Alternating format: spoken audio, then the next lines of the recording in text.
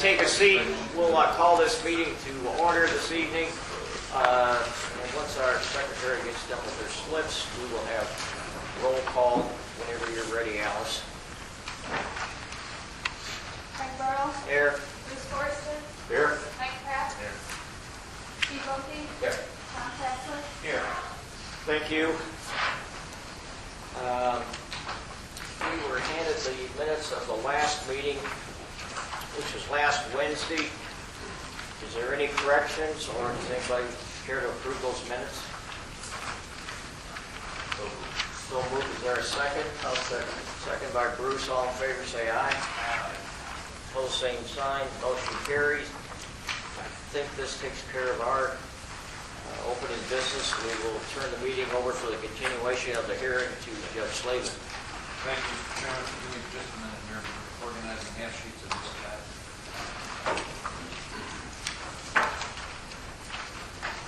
Before I lose track of where I am.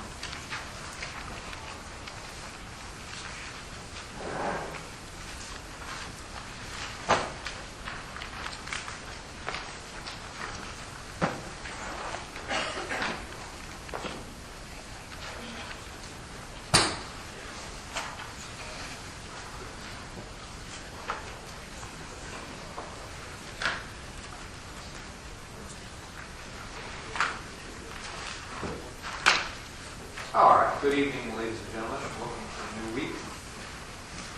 Beautiful Maine, the old Maine courtroom of Lee County Courthouse.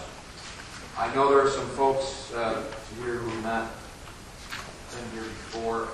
I will give my opening remarks, but I'll try and truncate them as quickly as I can. My name is Tim Slavin. I'm a retired judge engaged as an independent contractor to what is called facilitate this hearing. I have no adjudicatory responsibilities. I am not for or against any particular position. I am a neutral. I am here, hopefully, however, to add some organization, efficiency, and flow to these proceedings. This is Green River Wind Farm Phase 1 LLC's application for 46 special use permits as part of the wind energy conversion system. As shown by certificates of publication, notice of this hearing was originally published in the Dixon Telegraph on June 18, 2012, and on following dates for subsequent sessions. Notices to adjoining property owners have also been provided. All who so desire will absolutely be given an opportunity to be heard. But for everyone's benefit, I want to do it as orderly and as efficiently as possible.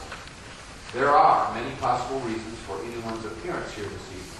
You could be a member of the public as a citizen and spectator. You could be part of the applicant's contingent, or you could be an interested party. In this context, an interested party does not necessarily mean someone who is absolutely for or against the requested special uses, but someone who wants to be heard.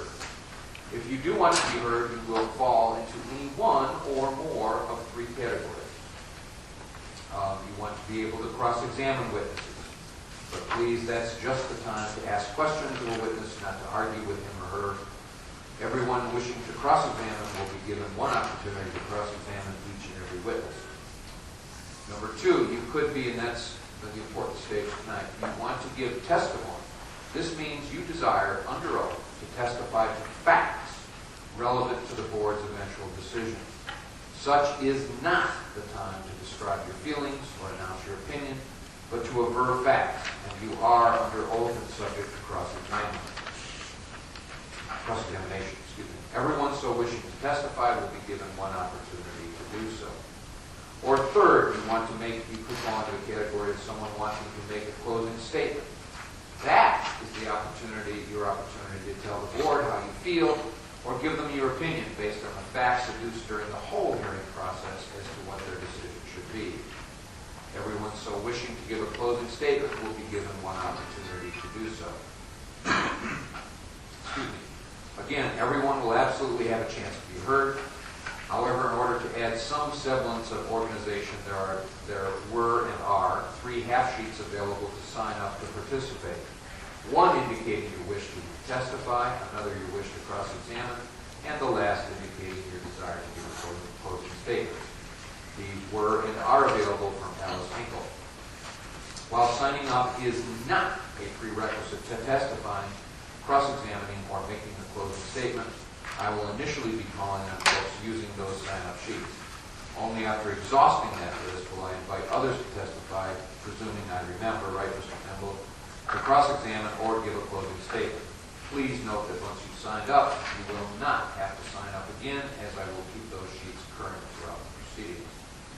Written communications sent in advance of this hearing or any written material included as something for the board to consider is subject to Board Rule Article 5, Section 12, that 8 copies be provided. Any communications received that did not comply with this requirement may not be considered by the board.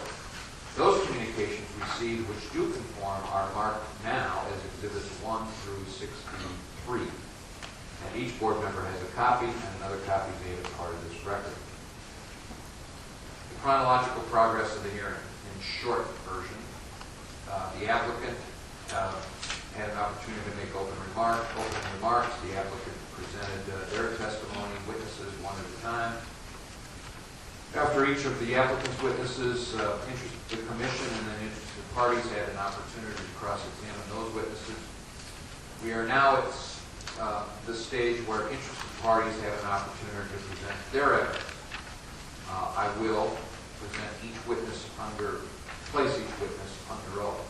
After each interested party witness, the commission and then the applicant have the opportunity to cross-examine each one of those witnesses.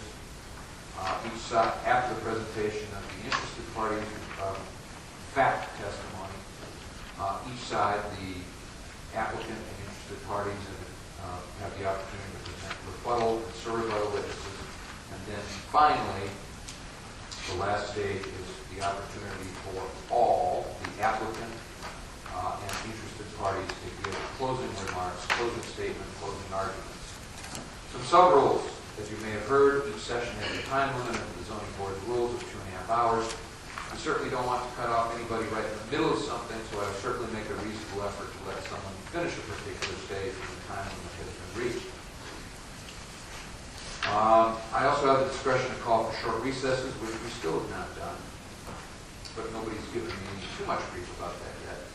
Under the zoning board's rules, I have the duty to rule on the admissibility of evidence. While the strict judicial rules of evidence do not apply, I will exercise some equitable control of what is being presented, with or without an objection. I note particularly for those of you testifying tonight that there's a court reporter here taking down what is said during these proceedings. I ask everyone to be mindful of her job. She cannot take down 2 people talking at once. She cannot take down nodding heads or gestures. And while I know how skilled she is, there is a limit to how fast a person can talk and expect her to keep up. I do ask for civility and decorum. This is certainly a public forum, but please be respectful of all who consider it important enough to be here. I ask all to refrain from displays of approval or disapproval. And as now with all public gatherings, I ask you to turn off your cell phone or at least put them on silent. We'll proceed with the more production of the interested parties' evidence here in a minute. Interested parties other than Mr. Porter's client. At the end of last session, I tried to explain the difference between producing fact testimony and making a closing argument. I hope I adequately explained it, but as I was driving home, I thought I'd maybe expand on it a little more. Giving testimony means testifying to facts that you know. If a sentence, and I don't want to get, my biggest fear for all here is that we get crosswise tonight over the difference between testimony and giving a speech. 2 plus 2 equals 4 is a fact. That's something you can certainly testify to. If a sentence begins with, I think, or I believe, or it is my opinion, or you gentlemen ought to, that's fine. Your time will come to give a speech, but that's a speech. That's not facts. Somebody very appropriately inquired, well, didn't some of those previous witnesses give an opinion? Yes, they did. The distinction is this. when a person qualifies as an expert witness, in other words, based on education, experience, qualifications, then they are allowed to give opinions because they are testifying as to, the law says, things beyond the ken of us ordinary citizens. In other words, scientific principles or whatever, medical principles. That takes a particular expertise and education to understand and therefore give an opinion about. So expert witnesses are allowed to give an opinion. Now, I guess I shouldn't presume that that everybody here is not an expert. I know I'm not an expert in anything, but maybe any one or more of you folks can lay a foundation based on your education and experience that you are an expert. And then you can give an opinion. But just so we understand each other, we're all on the same page. Please limit your testimony to fact. You can stand up in January or February, whenever we get there, and tell the zoning board all you want about what your opinion is, what you think they ought to do, and what you believe. But please, let's stick to facts tonight. And remember, my obligation is to move these, while giving everyone an opportunity to be heard, it's also my obligation to move these proceedings along as expeditiously as possible. And while I certainly don't like cutting anyone off, if your sentence starts with I believe or I think or you should, I'm probably going to interrupt you. Please understand. Okay, enough said. I'm running on. The second problem tonight is that I've had a few requests from people who are apparently only able to be here this evening to testify. I made accommodations for the applicant and his witnesses. I made accommodations for Mr. Porter and his witnesses. So I'm certainly going to do the same for everyone here. It's a little hard for me to sort out exactly who is here, who can only be here tonight, but I'm going to take a stab at it. Barbara Draper, is that right? Just tonight?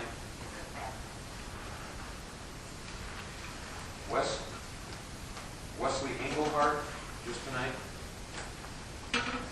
Just tonight? Just tonight. He's asking. Yeah. You're only here tonight. I can't hear him. I'm sorry. Yes.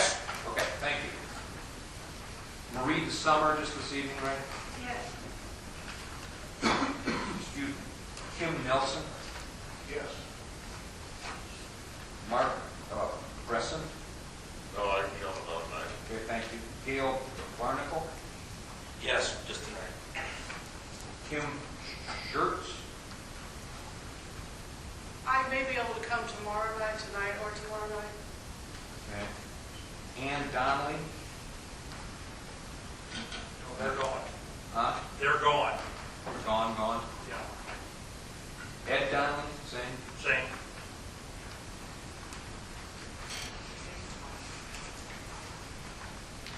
Mr. Engelhardt, did you sign up twice? Excuse me? At I the got it. first meeting I did, and then tonight the lady said my name wasn't in the list, so I signed up again. Okay, thank you. Lisa Michael? Nope, not even here. Okay, then I'm going to go through the rest of the folks who signed up previously. With Pat Scully, just tonight or any night? He's not here. Robin Eckerson? I can be here tomorrow.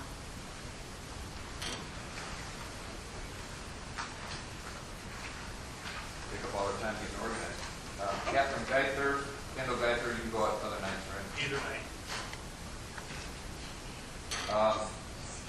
And Mr. Geither just said either night. Folks, I mean, I don't know. I suspect this is going to go longer than 2 nights just having folks testify for questions. Mr. Cavlich? Any night. Mr. Boris? Tomorrow night could be okay. But not after that? Yeah, after that. Matt Boss, BOSS?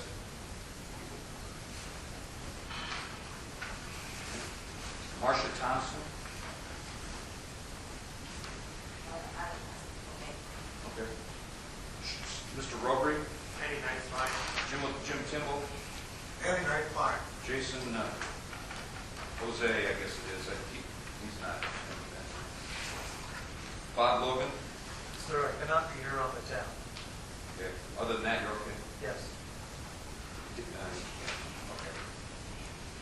All right.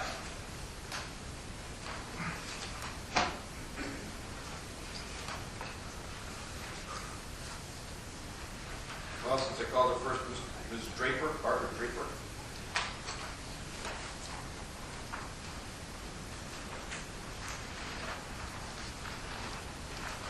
Now step up here and raise your right hand, please. Anywhere in your spine. Raise your right hand. Ma'am, you want to raise your right hand, please? Okay, You solemnly swear the testimony you're about to give will be the truth, whole truth, and nothing but the truth? I do. I'll help you get started. I'll help everybody get started. I want to state your name, please. My name is Barbara Draper, and Would I you spell live your last name for the court reporter, please? Draper. Thank you. And where do you live? I live at 21589 2900 North Avenue, Ohio, Illinois. And that's in what county? That's in Bureau County. Thank you. I guess I don't want to guess, just a minute, I don't want to guess beyond that where you want to go, so you go ahead, Okay. slow down enough so she can take down what you're saying, but I live in the Bureau County portion of Big Sky Wind Farm. And in this area, there are 56 turbines and 46 rural homes. 36 of those homes belong to non-participating residents, and most of the homes are on small rural estates, and the owner had no choice for a turbine.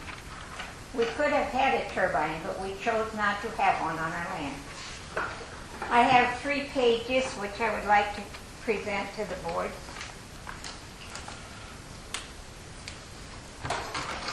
give it to me personal.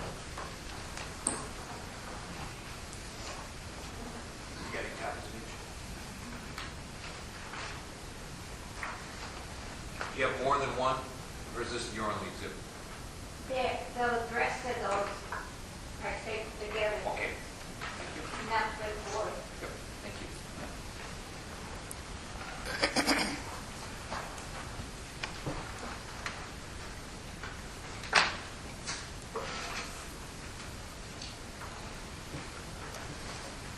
These contain Ma'am, hold on just a minute. I'm going to mark all your exhibits first.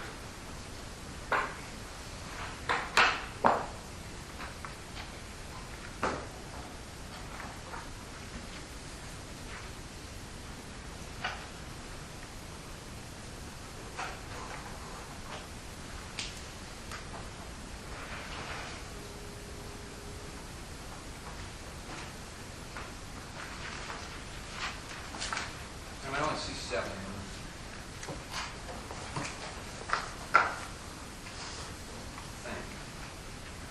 All right, thank you, Karen.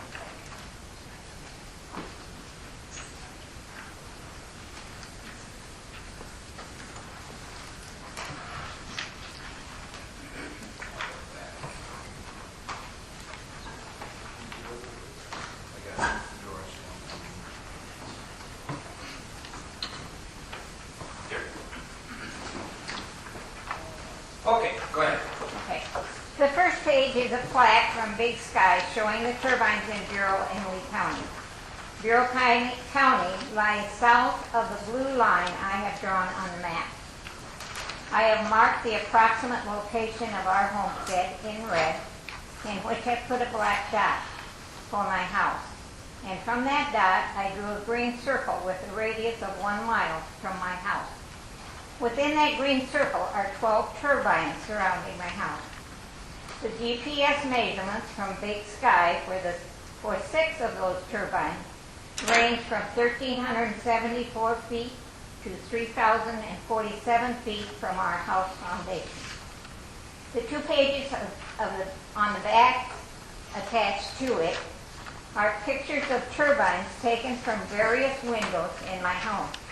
No turbine is pictured twice. All are different.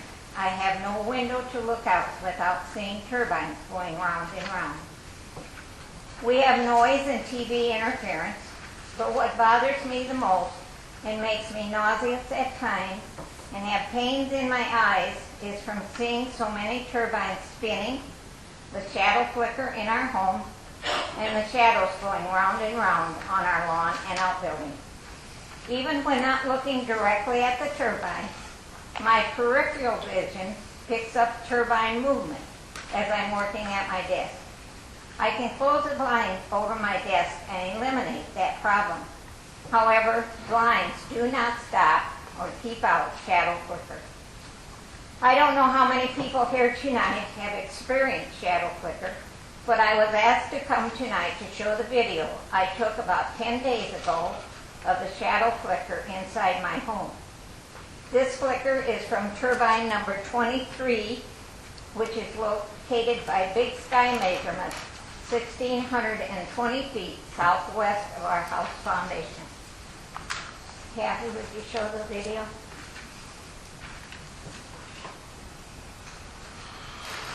This is my kitchen located on the northwest corner of the house.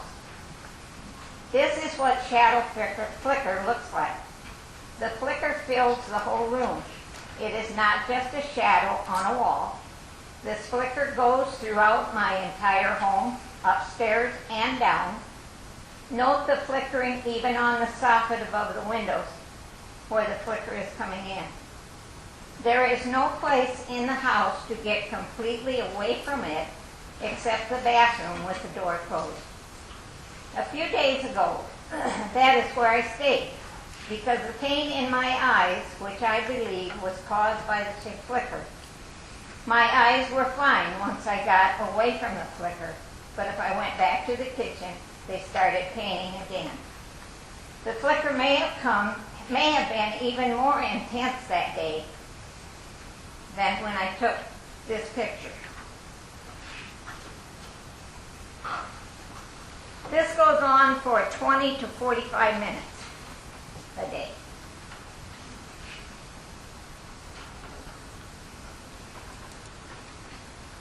This is the laundry room, which is a small room located just south of the kitchen. And you are looking at closet doors.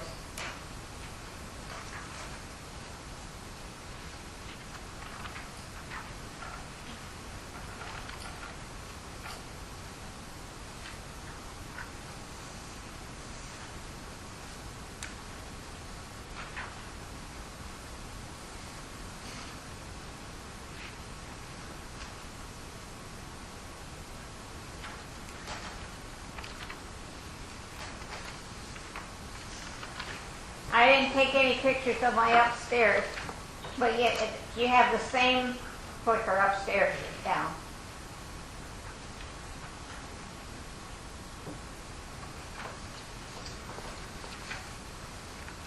This is my living room. And if you notice, the flicker is also on the wall.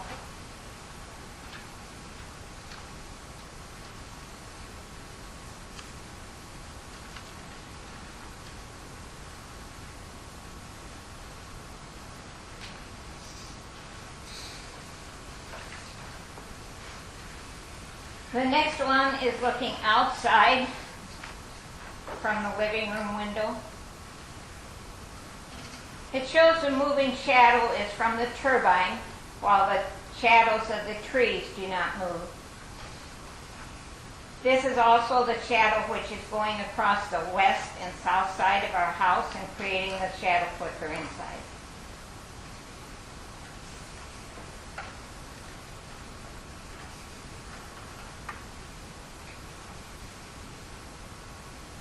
This is my bedroom in the southeast corner of the house. And during the summer, I was awakened early in the morning by shadow flicker from turbines east of our home until I covered that window there with aluminum foil. Yes, flicker will awaken you from a sound sleep. Neither my blinds, shades, or drapes keep the flicker out. Neither do trees. The present shadow flicker is coming through a windbreak of 3 rows of trees. From about the middle of November until the last of December, I will have the present flicker in my house for 20 to 45 minutes a day when the sun is shining. Then the duration of the flicker will gradually lessen until the last of February when it is nearly over, because the setting sun will be south of the turbine. This is all repeated as the sun moves north again. However, it is less intense when the sun is moving to the north because the sun is higher. Shadow flicker from a turbine 1,480 feet northwest of our house ended a short time before the present one started. The intensity of the shadow flicker varies as it depends on whether the sun is striking the tip or the thicker part of the blade and the position of the blade to the sun. I believe a non-participating resident should not have to suffer any shadow Okay, we're not flicker. going to talk about I believe. Pardon? We're not going to talk about I believe or I think. You can save that for closing argument. What I explained at the beginning. Do you want me to quit? No, but we're not going to get into speech part. Oh, I okay. believe my opinion. Okay, okay.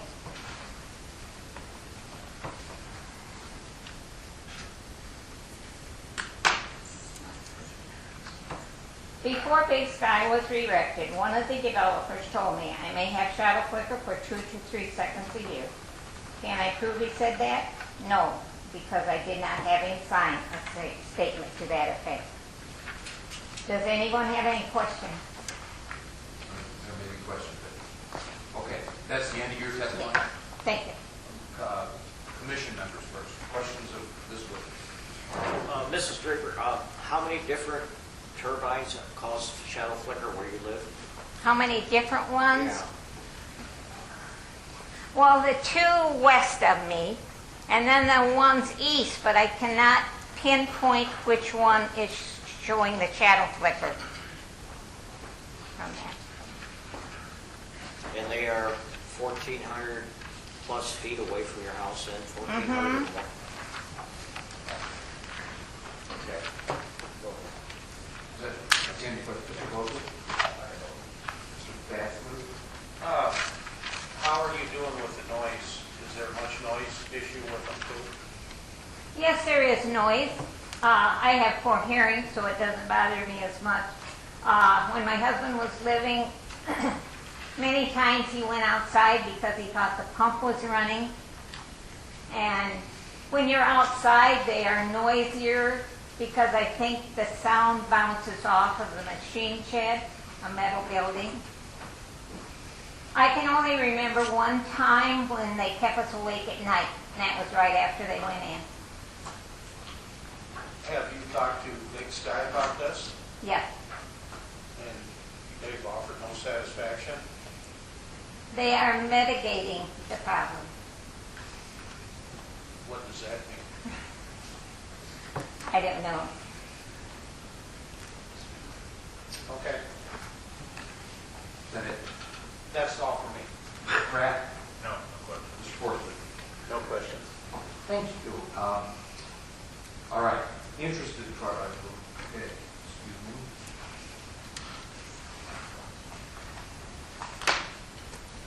Back to my cross-examination file. Porter's not here, so he can't ask any questions. Ms. Pat Scully? Ms. Draper? You're not finished. You're not finished. Everybody in the room gets an opportunity. Ms. Draper?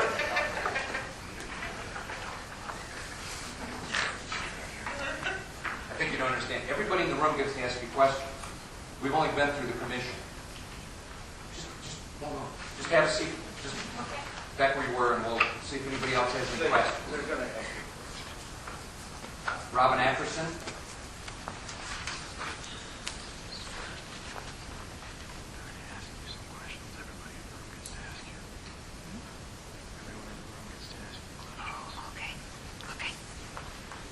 Did the turbine company, Okay, wait a minute. This is never going to work. Ms. Draper, you've got to stand where you were. Sorry. Use your microphone, and Robin, you need to come up and ask her a question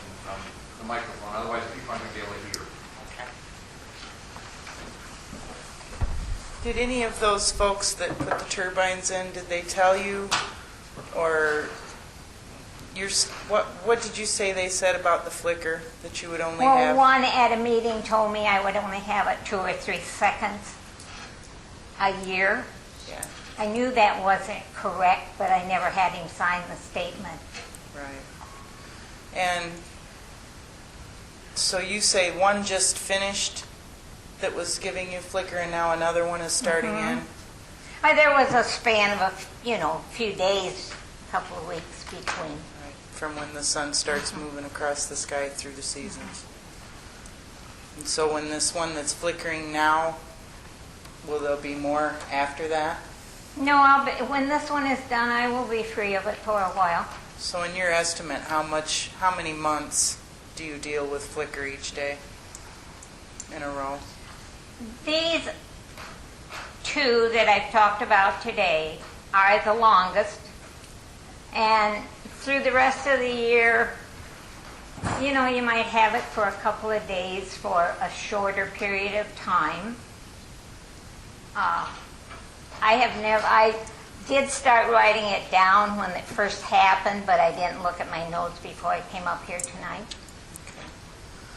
In your opinion, is this flicker minimal? I think the one you saw tonight is not minimal. What you see in your yard, in your house, does it feel minimal to you? No, It didn't look minimal to me. no. Thank No you. comments. I know, I'm sorry. Thank you. Folks, Ms. Eckerson did not understand you. If you have a question, have a seat at this table so it can be exchanged. Giles Cavalier, it's okay. Giles Cavalier, question?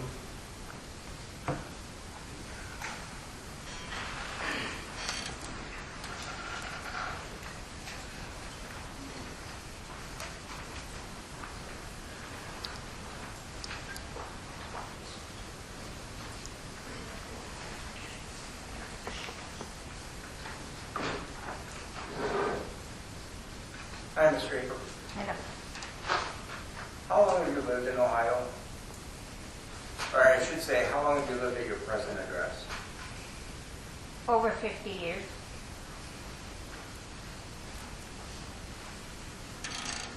When you're subjected to the shadow flicker in your house, as a resident, how does that make you feel? I don't like it, if that's what you're asking. And I mentioned pains in my eyes when I was in the kitchen a day or so ago with this. I had never experienced that before. I cannot prove that it came from the turbines, except when I left the room, the pain quit. Okay, thank you so very much. Thank you. Would you pull down that microphone there? So you can, Rich Forrest? No questions. Marie Summer? Questions of this witness? Steve Rotary? No questions. Bob Logan?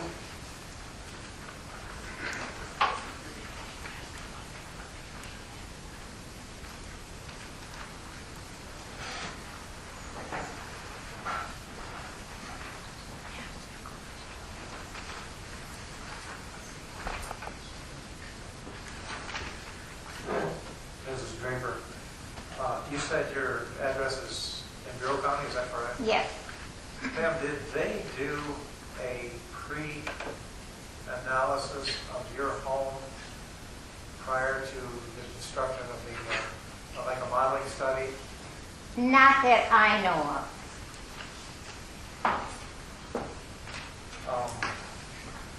Have you been in contact with the Bureau County zoning office? Yes, I have.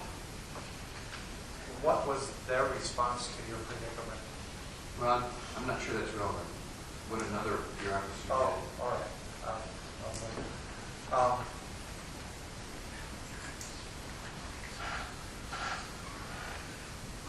Have you ever checked the public record for Bureau County? Have I ever what? for Checked your- the Bureau County public record on those studies? No.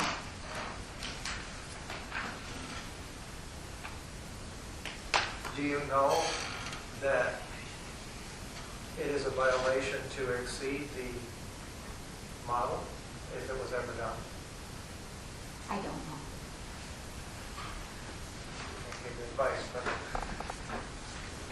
That it? yes. Elizabeth Hartman, No questions. Catherine Geither, No question. Ed Gertis, Kendall Geither,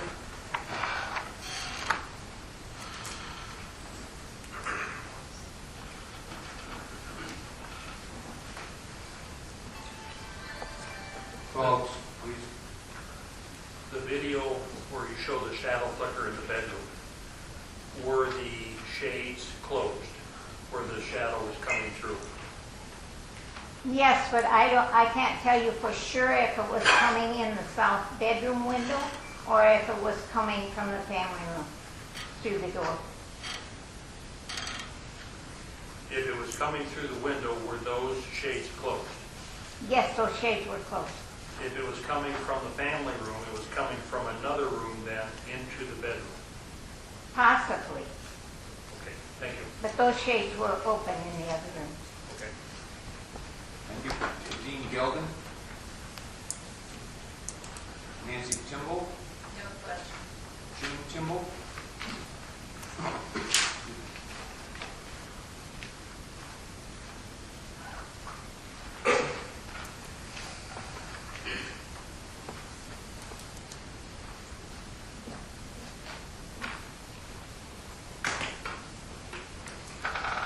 Good evening, Mr. Just, I'm not sure I understood, between February and the following November, through the spring and summer, do you experience additional shadow flicker? Once in a while, but it is not the intensity that this one is. But I do have it once in a while. You mentioned pain in your eyes. Have you had any symptoms from it, such as dizziness, nausea, or any? Sometimes, more when they first came in, but yes, sometimes you can feel kind of nauseated, more like a motion sickness. And last question, did Big Sky offer you cash payments to put up with? We are still mitigating over the settlement. So, I am not at liberty to tell you all the things we're mitigating on. okay, let me rephrase the question. Did they, before they put the wind farm in, did they offer you at the get-go No, cash payments for putting up the shadow flicker? no. Thank you very much. thank you. Greg Donegan, Marcia Thompson, Mark Wagner,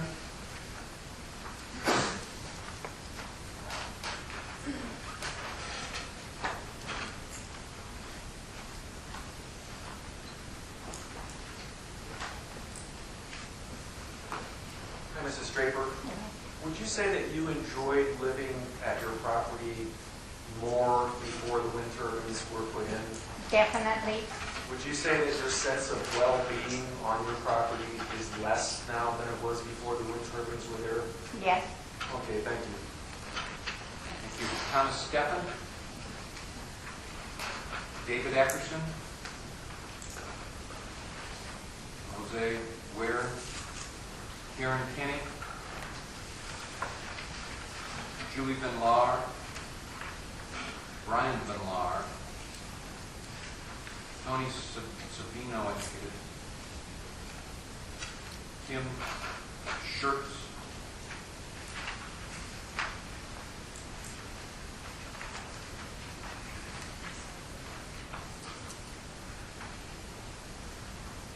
Kim Schertz, I think it's Schertz. Yes. So how long in total have you had shadow flicker? How long have the turbines been on? You mean from this turbine? From all turbines? If I added them all You together, lived in your house for 50 years. How many months or years have you had to deal with this shadow flicker in the 50 years you've lived? I think they went online in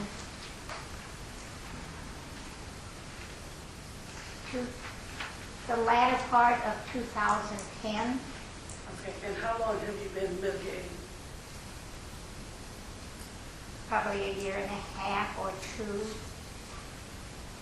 So you've been 2 years approximately mitigating. Okay.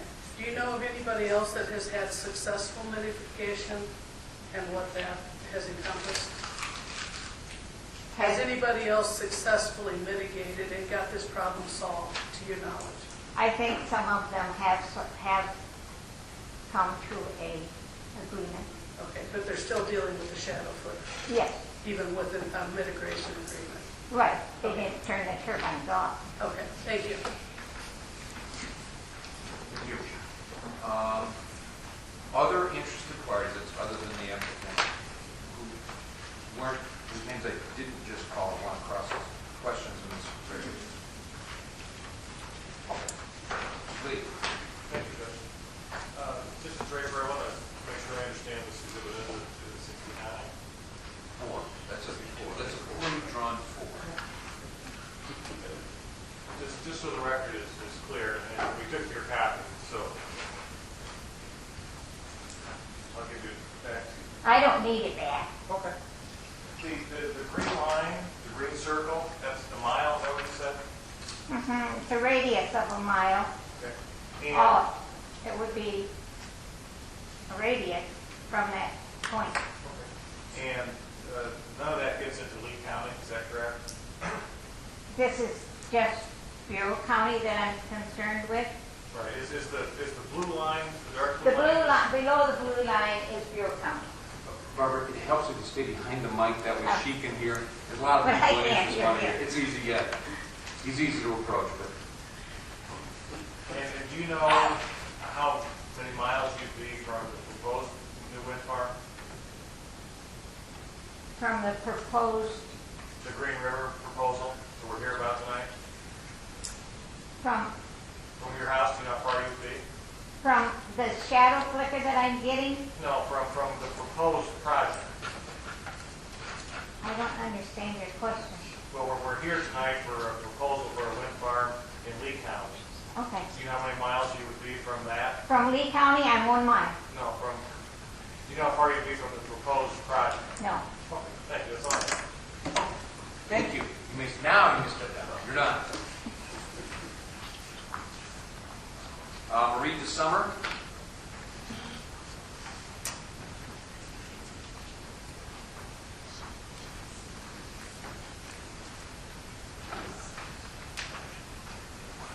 The reason it's going to be easier on this table is fine.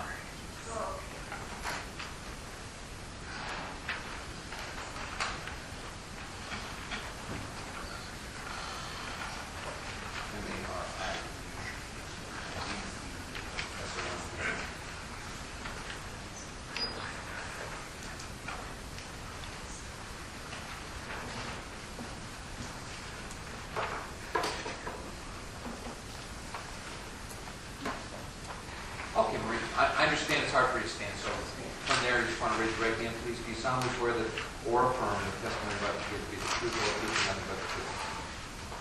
And your name is Marie DeSummer? She can't write down. Yes. Uh-huh. I'm Just sorry, guess. yes. It's fine, we understand, we haven't testified before.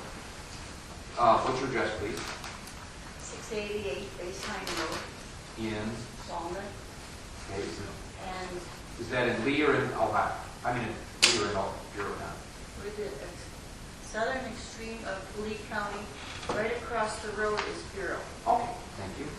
And I don't want to guess which testimony, so you take it from there. When I go outside, I can see 36 big sky turbines right across the road from our house. There are a lot more to the south and east of us, but this is all I can see directly from our yard. I have pulmonary hypertension, dyspnea, and AFib. It's all tend to make me dizzy. So I no longer can enjoy our garden or walk around our yard because the spinning motion and flicker effect exasperates my situation. Our daughter was up from Florida this summer, and when she was driving, she stated too that the spinning blaze distracted her and tended to make her discombobulated. So if Green River is allowed to put their turbines up, we will be completely surrounded with Bureau and Lee County. And then I don't know what I'll do because the flickering comes in some of our windows now, but then they will be coming through even more of our windows. My husband even tore down the lath and plaster off 90% of our walls and added 1.5 inches to the thickness of the walls to help deaden the sounds of the turbines. Got it done? Thank you. Questions from the board? Mr. Chairman, Earl? Nothing. Mr. Forster? Nothing. Mr. Pratt? No question. Mr. Bovee? Mr. Fatton? I do not have a question. Interested parties? Pat Scully? Robin Eckerson? No questions. Giles Cavalier? No question, John. Rich Forrest? No question. Stephen Robry? No question. Bob Logan? No question. Elizabeth Hartman? No questions? Catherine Geithler? Yes. I'm going to ask you to reverse this one. You'll stand at the podium and let Mr. Summers stay seated.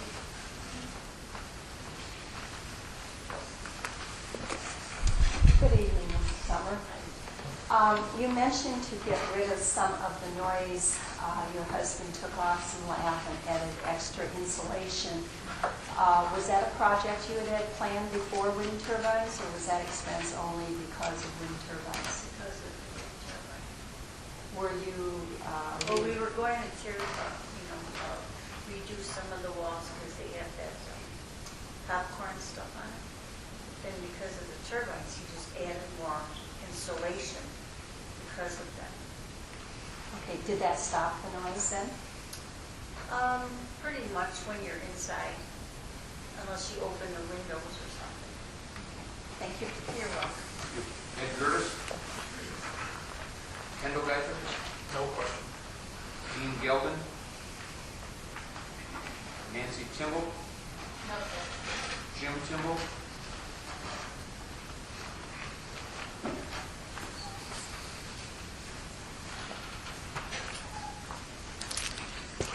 All right, Marty.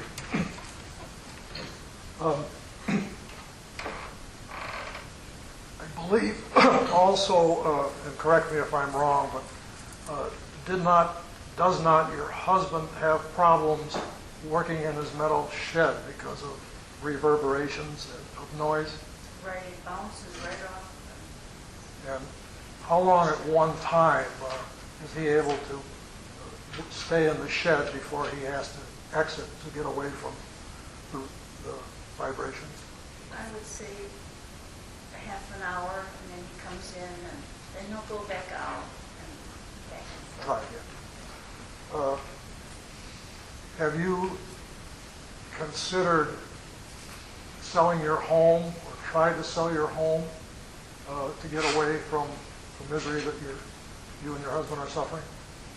Yes, and I believe I was passed out several weeks ago a letter from our realtor, John,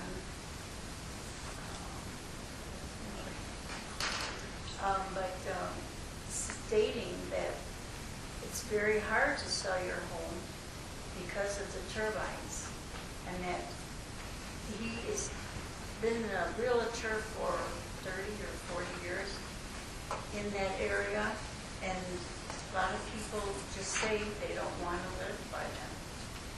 So he said your value will go down. So did he discourage you from placing it on the market, or was he just warning you that... Just warning us. So at this point, you decided not to do it because of loss of value, potential loss of value? So far. We're hoping next year is better. Thank you. Greg Gunnigan? Marcia Thompson? Mark Wagner?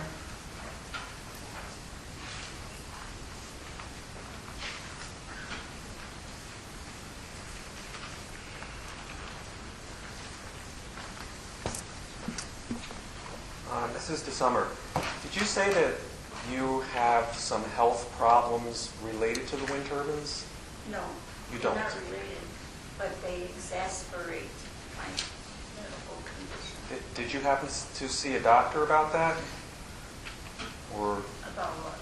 well, that you were, whatever your conditions were, that you were feeling worse after the turbines were put up, or? Well, they haven't, but I don't know what they could do for me. Okay, so before the turbines were there, you had certain health problems, but you're saying that after the turbines were put up, your health problems got worse? Yes. Okay, thank you.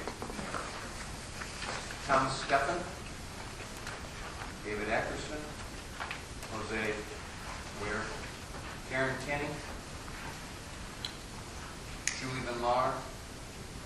Brian Van Laar? Tony Savino? Kim Schurz? No questions. Thank you. Folks that are interested parties out in the audience whose names I have not just called off the half sheet, but you have questions of Ms. DeSummer. All right, Mr. Lee. Thank you, Judge. Mr. Summer, I'll bring this to you so you can see it. But this is a kind of blown up map of the area. And I'm wondering if is your home on here? Can you tell?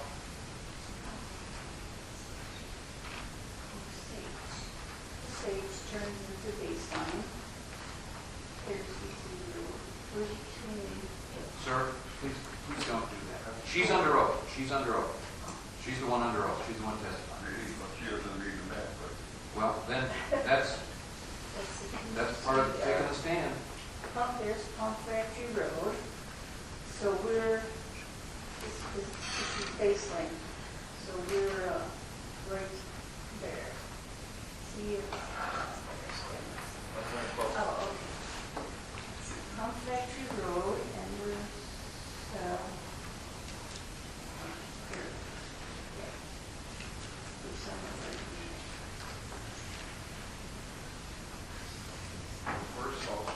Sir, please have a seat. This is right off of Pump Factory. Right here. And it's 56, 57, 58, one of those, you think, down here on baseline? Yeah, well, we're off of Big Hill. Yeah, we're right off of Pump Factory on this side. Okay. Yeah, right here. Thank you. You're welcome. Oh, yeah. All right, I think you're done. Okay, thank you. Wesley Engelhardt?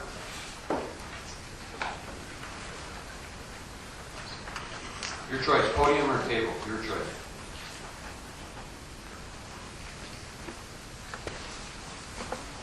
Podium? Are you a little hard of hearing? I'll say louder. Wes Engelhardt. No. You want to choose the podium, that's fine. Or you can sit if you'd like. That's up to you. Want to raise your right hand, please?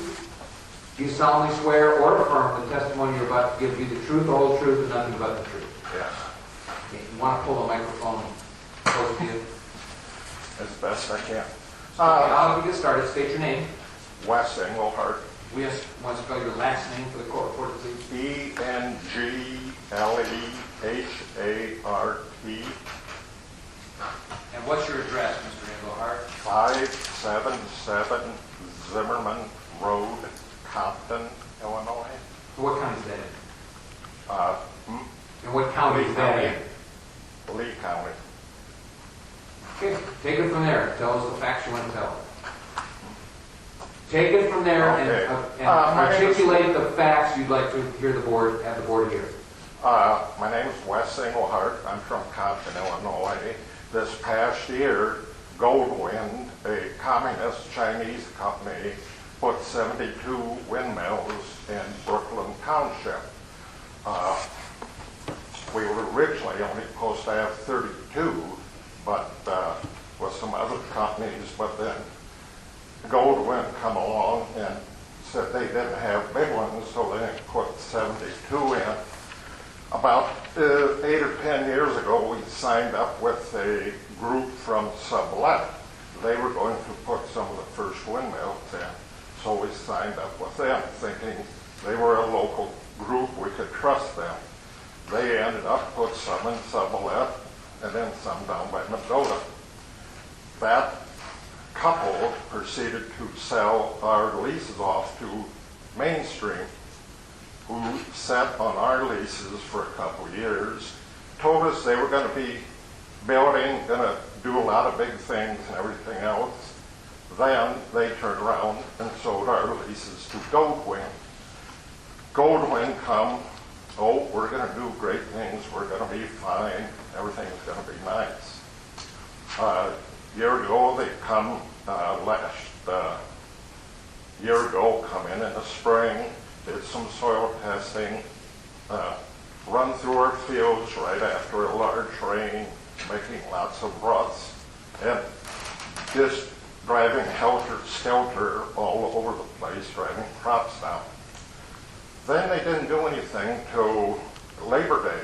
All of a sudden, Northern Illinois, Labor Day, we're going to put up 72 windmills. So here they come into our township, driving down the roads all over the place through standing corn, bulldozing it down, making paths, wherever they could, tearing up driveways. I had culverts I had put in with the township's permission, bigger culverts, tore them out, took them away. I never got compensated for the culverts, the gravel, or anything. And within a short distance of my house, there was 2 township bridges that would not bear the weight of heavy trucks. They were right at a corner. My field was right next to them. I told them, you fix the bridges, that was in the agreement with the township. Well, they come in, started putting a road right through my farm, no compensation, so they just bulldozed their path through, didn't do anything for the bridges, and didn't pay me nothing. This year, this past year, got very little crops out of it. The wind flicker, as the fall approached here, the sun got lower in the sky, southern sky. I also am experiencing the flutter just like this lady. I have 4 windmills within a half mile of my house, north, south, east, and west. The one to the east is the worst one, that when the sun's coming up in the morning, especially in the fall now, I'm getting the flicker. They were supposed to do tests, but I don't think they did. Also, when it come time to put the turbines in, their engineer was in Texas. I don't think he ever come up to Illinois because they were trying to put them in waterways, over top of tiles, in wetlands where they've been underwater in the springtime with big floods. They did get a couple of them moved, but like I said, if you're an engineer in Texas, you have no idea what's going on in Illinois. Like that. I'm also a trustee on the Township Board of Brooklyn Township. You wouldn't believe the problems that our township has had from day one. Our road commissioner and also 2 people from Willett Hoffman Engineering in Dixon ran around the roads just about 24 hours with cameras catching semis, cement trucks, other graders, rollers running down our blacktop roads, driving down the wrong roads, and sneaking in at night when they think our guys were out with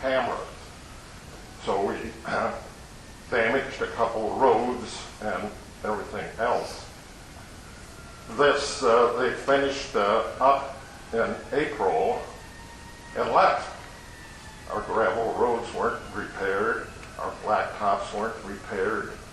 So we had to get our attorneys and the Lee County Highway Commissioner spending many hours on the phone in conferences and everything else trying to get this Goldwyn company to do what they were supposed to do for our township roads.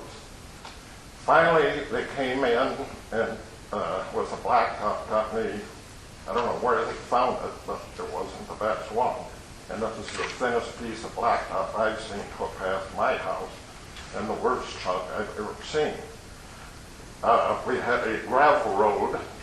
The township, the Lee County Highway Commissioner, they were supposed to core it out about a foot deep, wide, dig out the mud, the dirt, put new gravel and everything else in. Nope, they just blacktopped over it. So next spring when the frost comes, we ain't gonna have a blacktop there.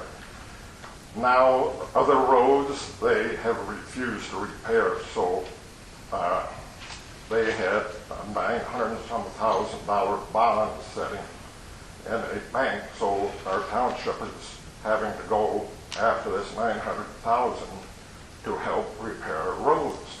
They just left the country. When they started building, all the higher ups went to Chicago. It was hard to get telephone them, it was hard to email them, anything else. You couldn't get in touch with them. They had the peons out there. You talk to them, well, yeah, we'll get in touch with them. That sort of went out the window. You had one or two good construction guys that sort of got along with the farmers and tried to help as best they could, but Goldwyn sucked. And like I say, it was just a disaster last year. They got a crane stuck on one farm. It was there for a month and a half. They finally dug it out, got it out. There was another landowner. They didn't go along with the company. Well, lo and behold, at least 2 or 3 times they put paths, drove through their farm, and, you know, a couple called Lee County come up, well, don't bother the Goldwyn. They're nice people. Don't bother them. And also, I ran into that trouble too when I tried to get Lee County to do anything. It was a joke, except when I found the marijuana planted along the roads in my field. They had made the gravel roads going to the windmills. When I went to combine, had a great crop of marijuana planted.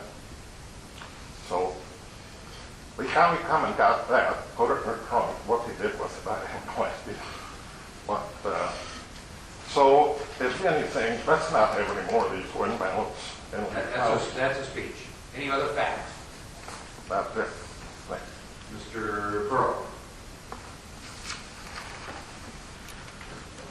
You've got how many windmills on your properties? I believe 5. 5. Okay. What a mistake I made. How far from your house are these 4 windmills? I believe they're the distance 1,400 feet, but Okay, and you're getting some shadow flicker? not as much as I should, I don't think. Okay, thank you. Mr. Forster? No question? Mr. Pratt? No question. Mr. Bogey? Mr. Passman? Do you have a confidentiality agreement with them, Les? I'm not really sure, but I'm so pissed off now, I can care less. Let's watch the language in here. Okay. You haven't had much noise problem with them? Yes, every time a blade goes past the mast, you'll hear a whop. So you got 3 blades, you get whop, whop, whop. If the wind is anything up 10 miles an hour, I have 4 windmills, no matter which way the wind's blowing.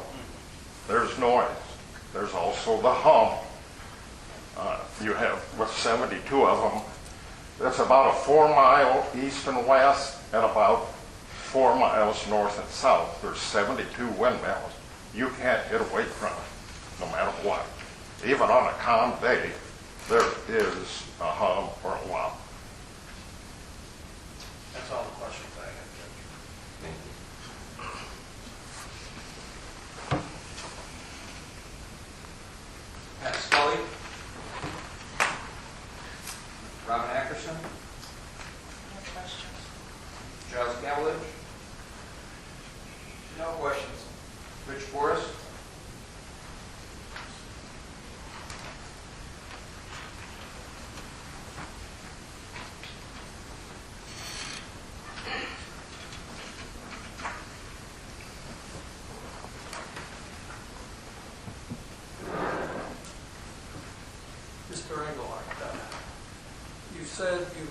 claim to the company Goldman, and now they're hard to contact.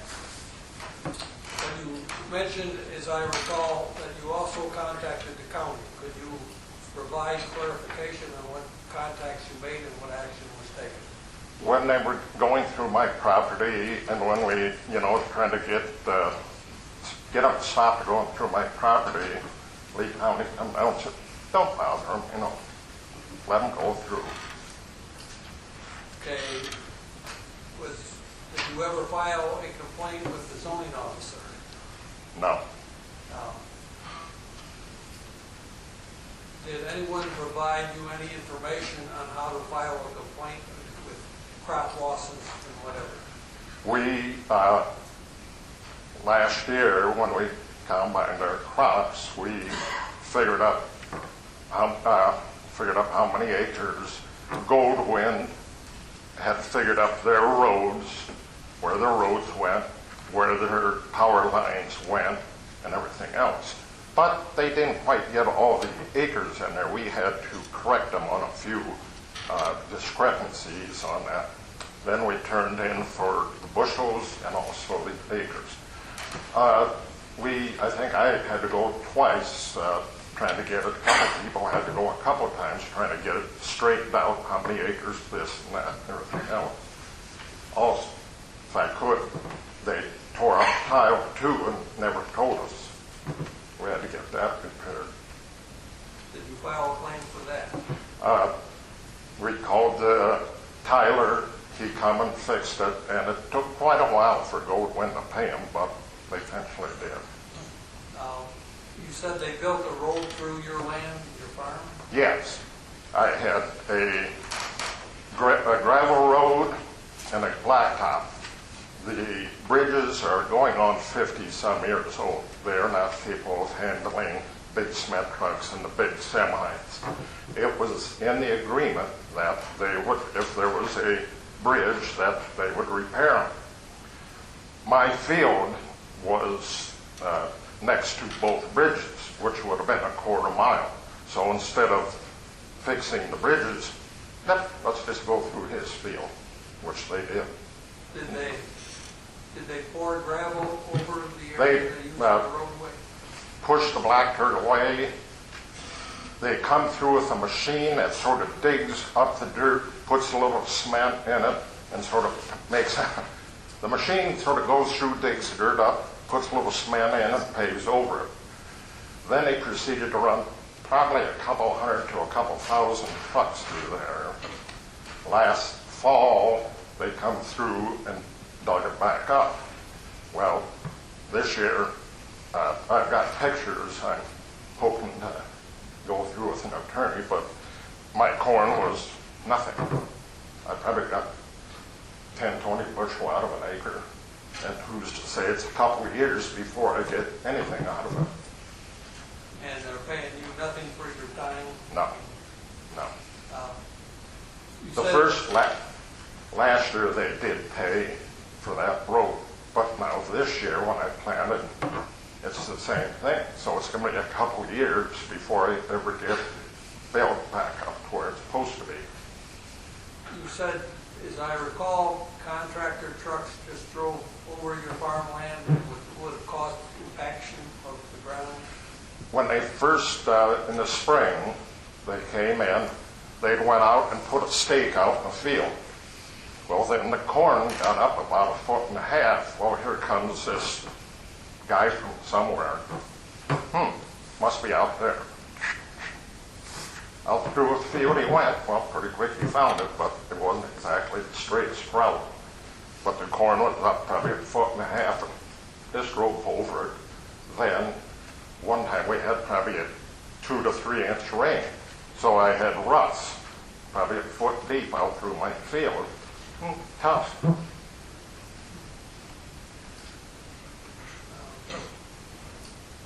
Did I hear you say also that they weren't using the roads, the heavy equipment should be using? No.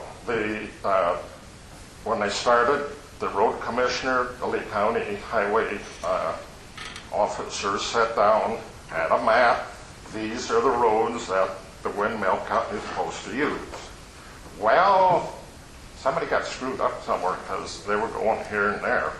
Our road commissioner had pictures. Willett Hoffman engineers were hired to watch over this project. It's a good thing they have digital cameras because they'd run out of film. The bridge, one of the bridges had its bed right by my house. I took a picture of I think you call it sheep's foot roller, which the roller is about this high. It's got a motor and it went across the bridge, and I happened to be there and catch a picture of that. But they have refused a couple roads that were blacktop. They said, we never went on them. Well, we got pictures of the semi and stuff going down it. They're refusing to put a strip of blacktop on there. Oh, you want to hear a good one? They blacktopped right over one of our good bridges, put 2 layers of blacktop. Here come the Lee County Highway Commissioner. That just took 40,000 pounds off the limit of that bridge. So he called up the blacktop people, dragged that off, which they did. Well, they also ground the tops of concrete off the bridge, so now we got a bridge that's got gouges on it. It's roughly probably 30, 40 foot wide and about 60 feet long, but big gouges right down through the middle where these guys come in, and most everybody's seen on a blacktop road where they rotor tiller out, gouge out. Well, so now we got that to deal with. You mentioned you're also a trustee. Yes, Have the trustees on dealt Brooklyn with Township. these issues also? Hmm? Have the trustees dealt with these kinds of issues also? As a township, we have a meeting monthly, and our road commissioner will have one next week. But it's just been, our road commissioner, we're just a little simple township. We don't even have a permanent attorney. So Goldwyn had to hire an attorney, which is from Ottawa, as our attorney. She's been very good for us and stuff. She's a tough one. She's been right on top of it, and I hope she goes right after them.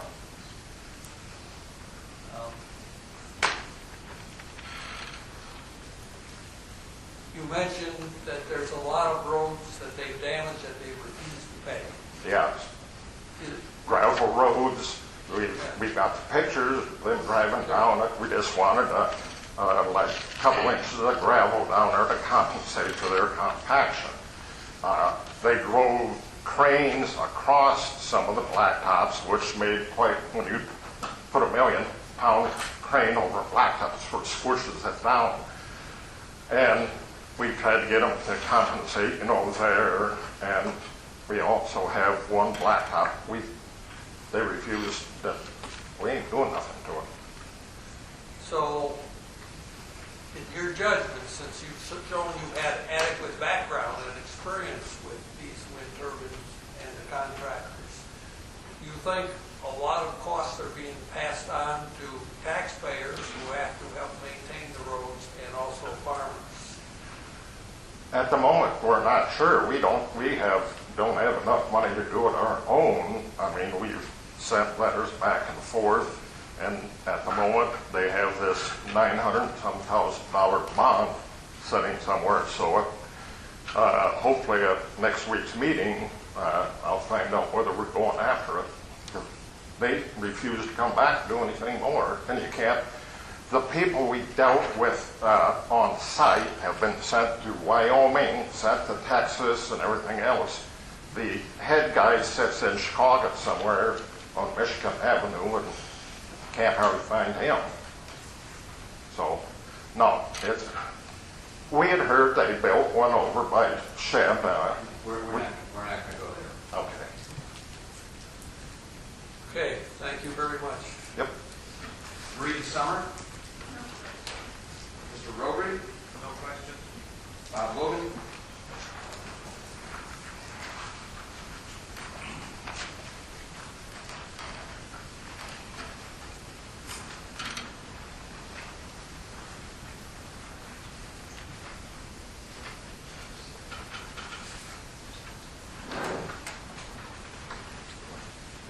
Mr. Engelhardt. Evening. What is the name of the wind farm you've been talking about here? Goldwind, Is that what it's called? yes. Or would it be called the Shady? Goldwind Shady Oaks Project. Wind farm project. Did you say that your first, you signed up the contracts with, Bruce Pappage and his wife from Sublette, probably about 10 years ago.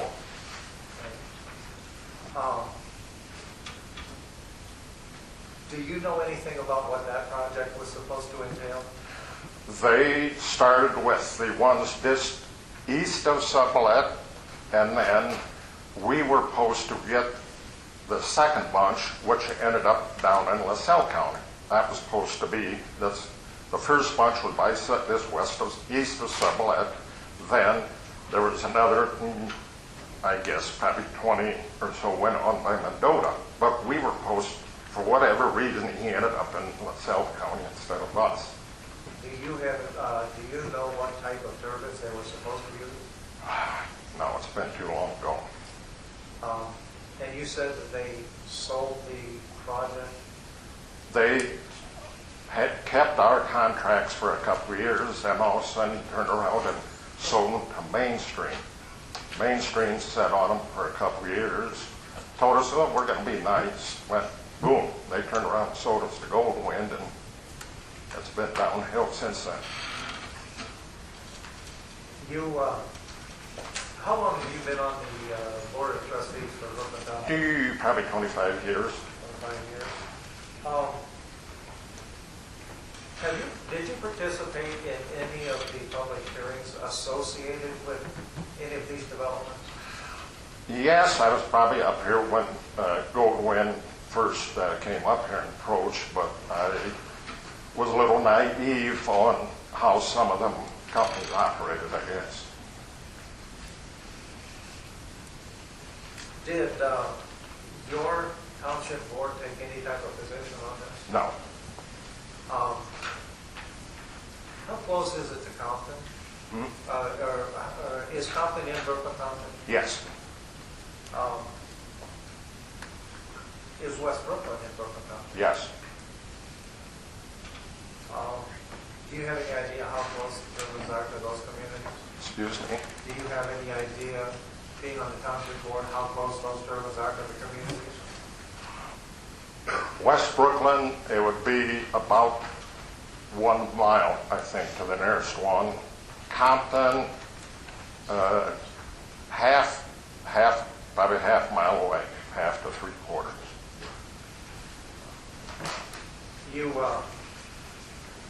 You mentioned the road commissioner. Has the road commissioner been there any length of time? Has he been? Been your road commissioner for any length of time? Probably about 6 years. You have testified that your efforts to get issues settled have been very difficult, short of litigation. Is that correct? Yes. Going back to your own involvement with this, you had to sign contracts to participate, right? Excuse me? You had to sign contracts to Yes. participate, right?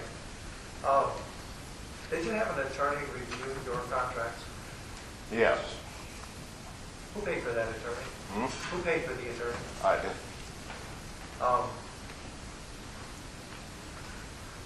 I think maybe those are all the questions I have right now. Thank you. Susan Hartman, No questions. Catherine Geiser, No questions. Ed Curtis,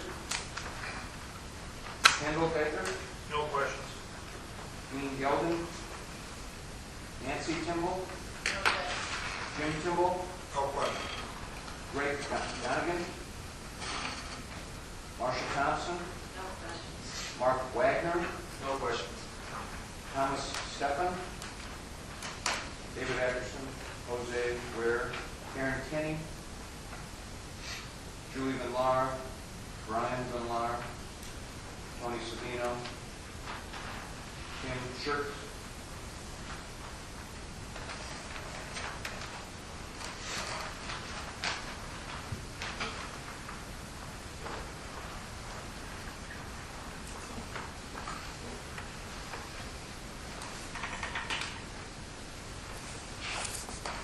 When you stated that they replaced the top surface with a ribbon of asphalt, about how thick was that?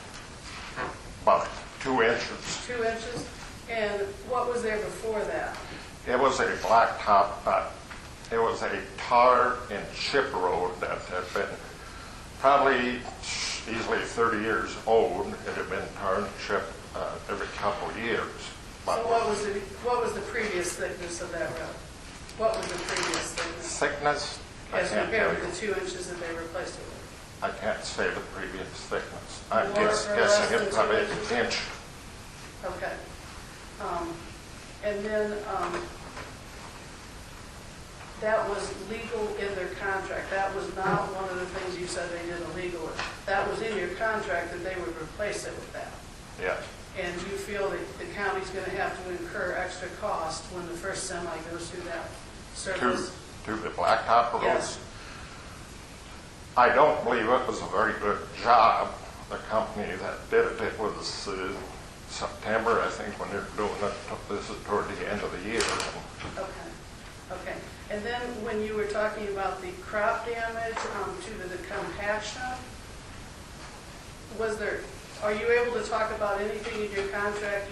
You had a compaction payment for 1 year only?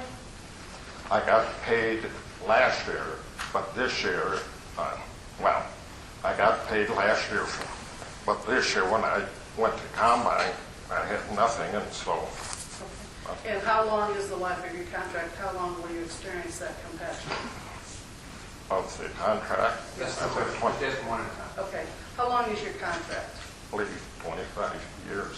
So you expect to have the same compaction for 25 years? No, I would say probably the next at least 4 to 6 years to get it back to where it was. Okay. In your contract, are you aware that they have the right to take the crane anywhere across your property at any time to travel to the next, say, like blade repair in 2 years? Are you aware that that will also put compaction in your field, and do you have... That's the longest question. Sorry. It's okay. It's hard. Just ask one question. Your lease allows them to travel across any part of your land at any time, correct? Yes. So that would result in further compaction, correct? Yes. And you have nothing in your lease that will reimburse you for that compaction? Not unless I get a lawyer. Okay. And you have a 25-year contract. Are there 2 10-year renewals on that 25-year contract? I'm not sure. Okay, so you're not aware of the renewals on that 25-year? No. So at least 25 years you will have crop loss to your compaction that you will not be compensated for? If they make other pass through it. Okay. And they have the right to do that for ongoing maintenance according to your lease? Yes. Thank you. Thank you. Mr. Lee? Thank you. Mr. Oh, Ringo, wait a minute. I'm sorry. I did. Questions of folks whose names I did not call up yet? Yes, sir. Come on up. Go ahead.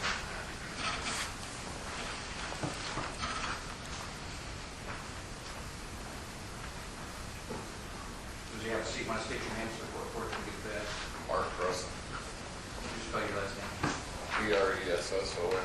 I just got one question, Les. You said when they started the project, they had designated routes they were supposed to drive on, right? Yes.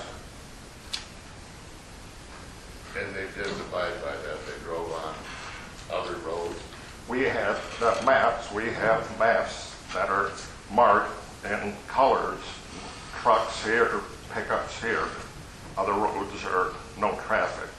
They didn't obey that. Okay, you had roads that were marked, no wind farm traffic, is that Yes. correct? Yeah. Is it also true that they would go and take the signs down, go use the road, and put them back up? I can't say for sure. It was rumored that happened. Okay. All my questions. Thank you. All right. Other folks' questions of this witness whose names I haven't called. All right, Mr. Lee. Mr. Engelhardt, do you know how far away your home is from the proposed Green River project? From which one? The proposed Green River project? My guess is probably about 35, 40 miles. Thank you, Mrs. Dunn.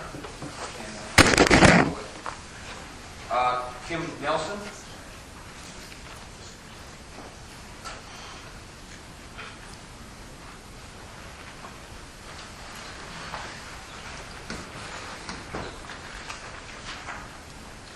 Raise your right hand, Mr. Nelson. You solemnly swear the testimony about to give, or you solemnly swear or affirm the testimony about to give is the truth, whole truth, and nothing but the truth. Yes. Let's start with your name. Kim Nelson. O-N variety. Yeah.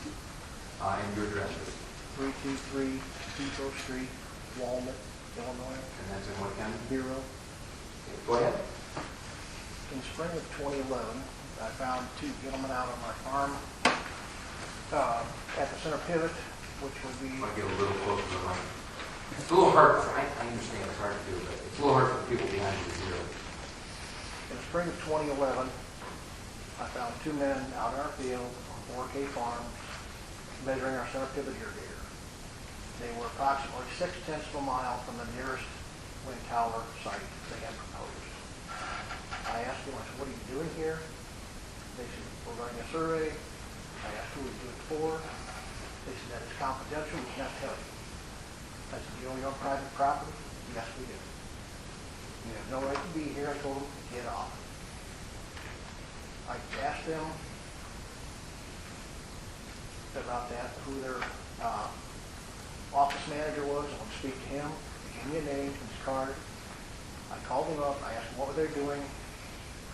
Same thing. He said, we cannot tell you who we work for. It's confidential. 2 days later, I received a phone call. They called me back. They've been in contact with Mainstream. And they told me they didn't think that was right, that they should, people should be able to know who they're working for. So they told me, said, we were working for Mainstream. And I asked him about that. And he said, we made a mistake. We were on the wrong farm. And I said, you're a survey company. This is what you do for a living. And you cannot find the right farm with GPS, plat map, name on the mailbox, and somebody home is going to ask. And this is what they base their reports on. In October of 2011, I'm out opening up the field with a combine. I come along and find a hole in the field that's dug by a backhoe. They've gone in on an irrigation lane, dug 50 feet from the center pivot, and then pushed it back shut. I called Bureau County Sheriff, got them out there as fast as I could get there, filed a report, and finally found out this summer what company it was who did the digging, because the local contractors started calling me. It wasn't us. We were not doing it. We were not on your farm. But they found out somebody from Mainstream been out there, dug a hole in our farm, did a test bore. I said, we are not signed up to be with them. They missed the nearest wind turbine by a little over 1/8 of a mile, their site, proposed site. What they dug up on our farm was sand and gravel. Where they were supposed to be was peat ground. I know for a fact we used to farm that farm. There's a major difference, and if that's what they're using for their information, for their test bore, it's worthless. And another thing, I did tell them, I said, you came out here, and they said, well, there's nothing out here. We didn't hurt anything. I said, there's crop damage. I've got to go back in and level up the field. It's been a no-till for several years. So I can go back in, re-level the field. And also, there's a buried water line, power lines, and control lines for the irrigation system. They missed that by 50 feet. And basically, I just told them, I said, they were not welcome on our property. I said, they can't find the right farm. And that's twice they found the wrong farm. And I don't think they're reputable. Sorry. Can't use that. Well, that was my statement. They were on the wrong farm twice. Mr. Burrow? Nothing. Mr. Forster? Mr. Fassler? Where's your farm located at? Bureau County. Like what road? If you just straight north, we tee off at Lee and Whiteside. Okay. You're at the very west end of it. Right. That's all I have, Judge. Mr. Bogey? Mr. Pratt? No question. All right, interested parties. Cross-examination of Mr. Nelson. Pat Scully. Robin Ackerson. Sure. Yep.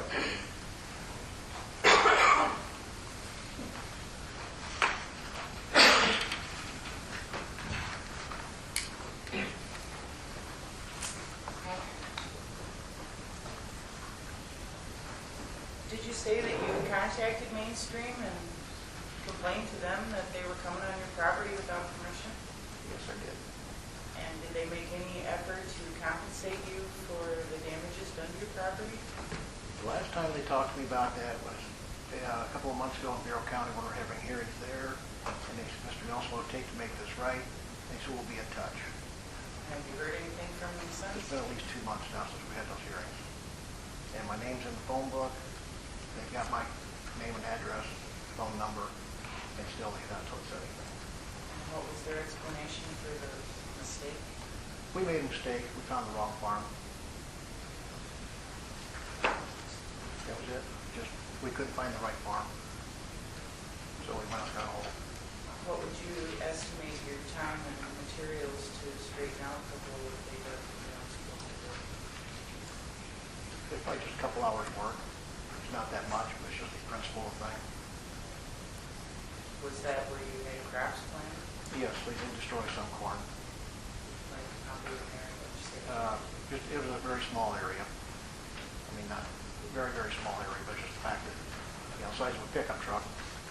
But they were within 50 feet of a buried water line and control lines for the irrigator. So, Compensation whatsoever or effort? I can't hear you, Mr. You have to keep your voice up.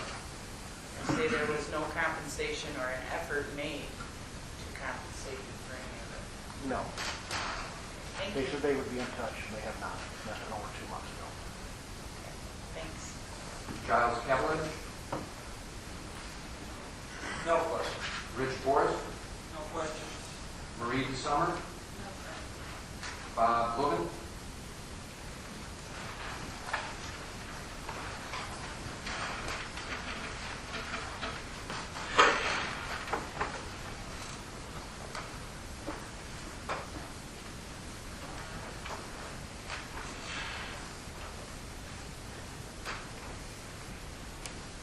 You, Mr. Nelson, you had said that some of the digging on your property was about 6/10 of a mile from any of the known sites. Is that for the Green River Wind Project? It was 6/10 of a mile where I caught the 2 men surveying. It would have been approximately a little over 1/8 of a mile to where the nearest wind turbine would be from where they dug. Do you live near the property they were digging on? That is our home farm. I live in Walnut. Were you approached to sign up for college? They did drop off a pamphlet and want to know if we want to sign up or have their good sign for their good neighbor policy as to, you know, be quiet on liquor. When they suggested that they would get back with you, did they also give you contact information for themselves? Yes. Have you tried to contact them? I have not since then. I gave them the information. They said we will be in touch. I thought he could take them for the word. Have you engaged an attorney on any of this? No, I have not. Thank you. Good. Thank you. Elizabeth Hartman. No questions? Catherine Baker. No question. Ed Curtis. Kendall Baker.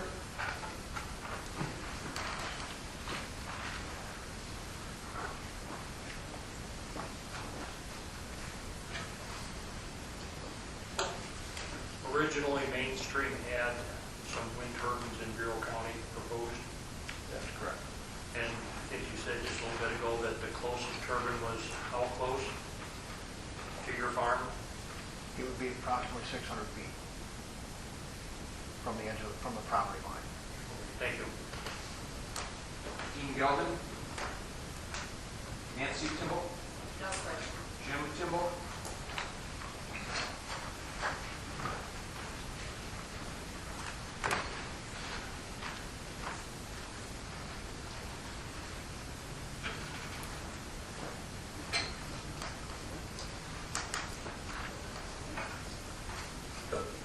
Hello, Mr. Nelson. When did approximately when did the two events of invasion of your property take place? The first one, the surveying was in, I do believe it was May 2011. And they had to come in and dug a hole, it would have been September or early October of 2012, or 2011, I'm sorry. Okay. And was at the Bureau County hearings, when they said they would get in touch with you to compensate you, was that the first time you had such an offer from them? I brought it up to Mr. Martin, who worked for the company.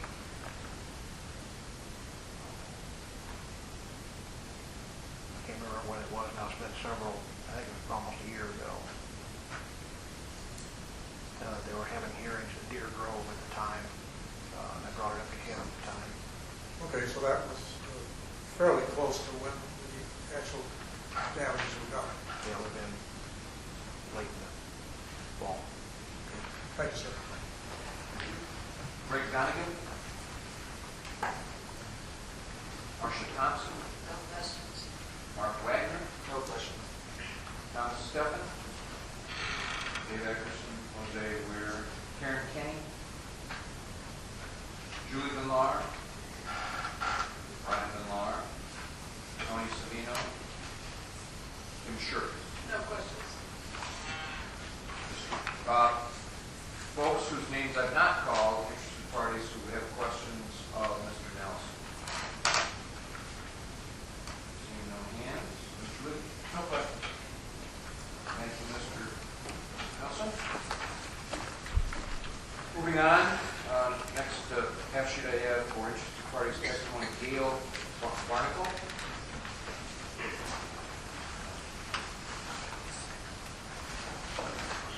Your choice, Mr. Barnacle, table or podium? Podium. Absolutely.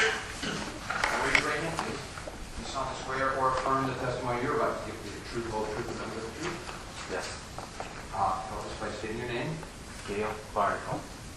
B.A. B-A-R-N-I-C-K-E-L. Thank you. Your address, Mr. Barnacle. 579 Carnahan Road, Compton, Illinois, Brooklyn Township. Thank you. Okay, go ahead. Well, I have the exact same story as he does over in Brooklyn Township. Started out surveyors on the farm. Caught them going down the farm, couldn't figure out what was going on, so I talked to them. They said they were surveyors. I want to know where they got the permission to get on the place. They didn't really say, but I got some more information and they showed me a map. I said, well, I know there's not supposed to be any windmills on this farm. They said, this is ours, and we did not go along with it. So then they found out that they had the wrong map. It was a projected map, but they were out surveying anyhow. So we let that go.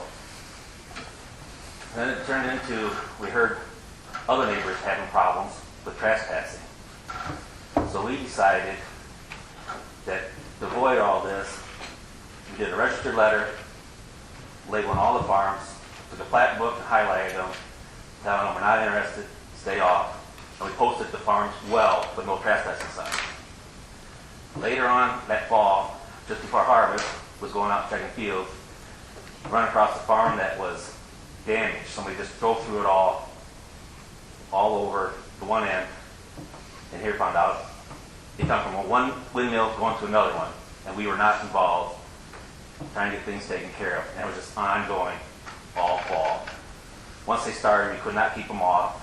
We tried everything, tried to be a nice guy, and that backfired. And that's basically what I got to say. Because they promised a lot of things, and nothing's ever happened. We never been compensated. I make phone calls. None of them get returned. And they were going to take care of it. I had an officer last month. We had an incident on a road. He asked if I remembered him. I said, no. He goes, I was there the time when the mainstream and them was there, when Rick was there. And they said, they didn't do nothing? I said, no. He said, it sounded like they were going to take care of that day or the next day. I go, they tell you what you want to hear. What they say and what happens is totally two different things. And I have plenty of proof. We've been through it all. They've heard me before. And they even told me they're going to take care of this. And nobody got in contact or nobody returns calls. When I heard Rick was going to leave for Texas, I go, what's going on here? He goes, well, I got pipeline or whatever it was. He was the one in charge of the whole thing here. And he says, well, I'm leaving. He says, I said, what about you're going to take care of this? He goes, well, you come in the last minute. I said, last minute? You said you're going to take care of this? You had issues and a bunch of little branches or companies to take care of? And I go, well, I didn't wait till the last minute. I played along with you, trying to be a nice guy, and that's how it finishes out. Yeah, I'll go from there. I'll take questions. Chairman Vogt, Earl? Approximately how many different times did you have people trespass? Lee County was there at least 5 times, just on that farm, and then they moved over a mile away, and we went through it again on another farm. When did it finally, trespassing stop then?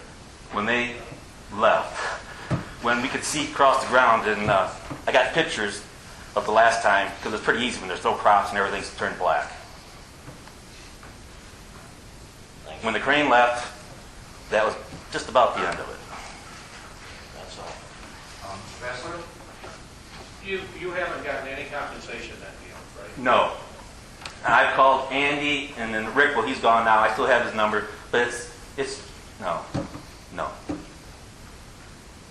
All the promises that were made, even they've made when I was here a year ago, nothing. All talk. That's all I have. Mr. Forster? No question. Mr. Volpe? Mr. Pratt? No question.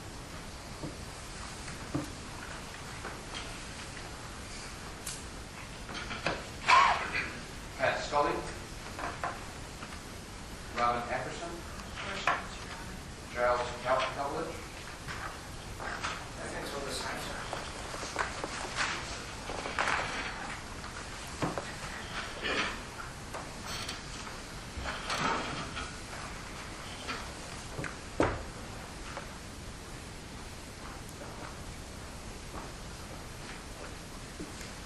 Hi, Mr. Barnett, how are you today? Just fine. I'm Giles Calvert, neighborhood of North.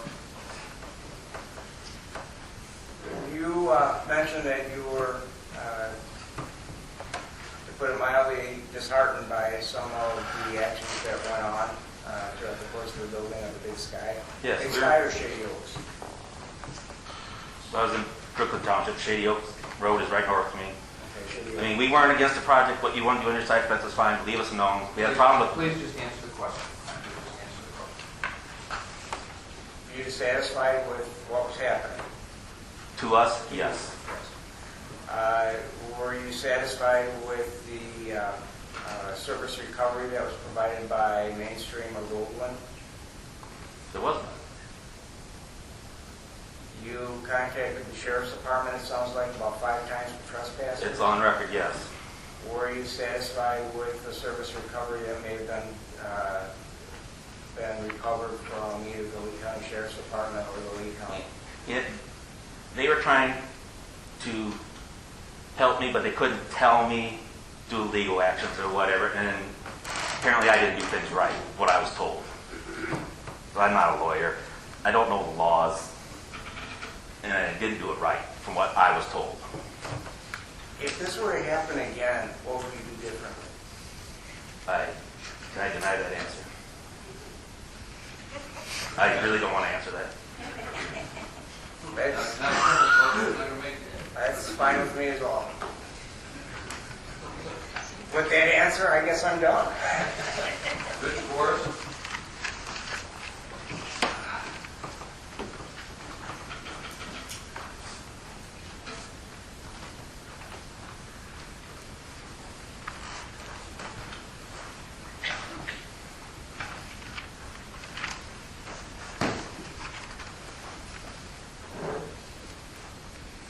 What I hear from you and the two gentlemen who follow you appears, and correct me, what I hear, is it correct that you would say the salesmen tell you one story and the real practice and what happens is another story? That is very true. Salesman, workman, whatever, mistakes happen. Just answer the question. And so you contacted even some of these gentlemen to our right, or the salesmen, and you have not gotten any satisfaction? No. This guy talked to me last year here, said, no, we'll see it into this, whatever. Him and his other partner. A year ago. That's all the questions I have. Thank you. Reed Summer? Stephen Robry? No question. Bob Logan?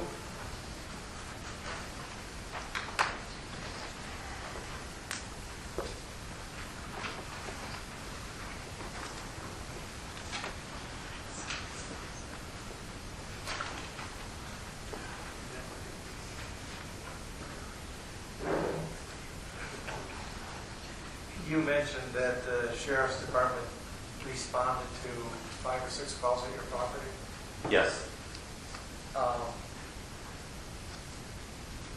Can you give us an approximate time period? When did it start? When did they quit coming? Months or anything like that? Mid-year or late-year? The later, I think one of the last ones was December 7th, somewhere around there was the last time, and then before that it was, Of 2011? yes, in October, early October, when we really hit the county, and it was ongoing ever since then. Over a 3-month period, you had 5 or 6 times. On record, but more than that, yes. Okay. The damage done to your property, compaction problems? No, it destroyed crops. It just drove through standing corn stalks. It had compaction, but that wasn't the thing. It was just to stay off and the crop damage. You were told that you somehow messed up whenever it comes to reporting your incident? Doing legally to the trespassers, I guess. I didn't, what do you want to say? I didn't have them thrown in jail or prosecuted or something. I just, I don't know.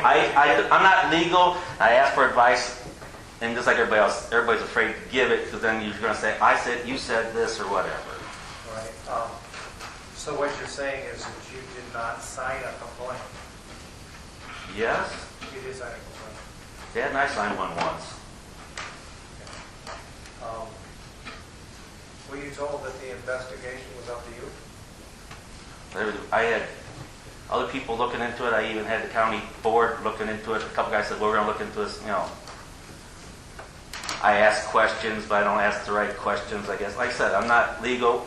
All we wanted was to be out of this. Was there anything other than the field damage itself that was done? Well, they were on another farm. They had dozer and dump trucks on. Dozer, dump truck, and what was your main complaint about? Well, they were on our farm with a dozer and dump truck, well over. They took pictures and documented that too. And it was they say it was when they hire somebody else, whatever they call it. Subcontractor? Yeah, subcontractor. They didn't know the rules, but I said, well, that's still your responsibility. Is your farm a family farm? Yes. How long has it been in your family? Oh, a long time. I've lived at the same place over 50 years, and that's not the oldest place.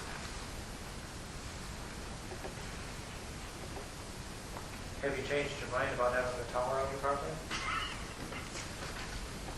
No. He said no from the beginning, he still said no, no matter how much money they throw. Elizabeth Hartman?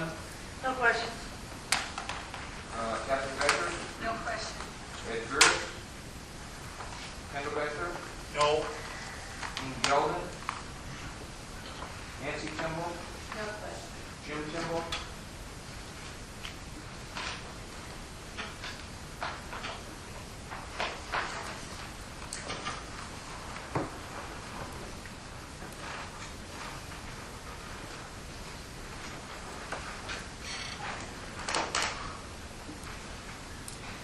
Hello, Gil. Well, Many meetings ago, when you attended, testified,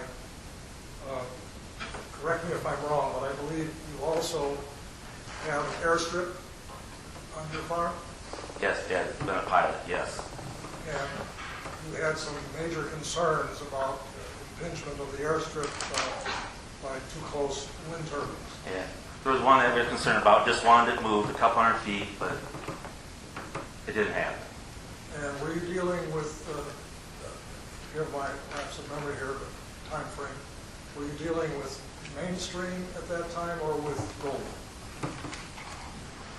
Well, it started out with Jim Rocco, then it was whoever Andy works for. Okay. So the turbine, at the time, you were asking that it not be sited, but it wasn't built yet. Yeah, one time they were going to move it, then again it got moved back.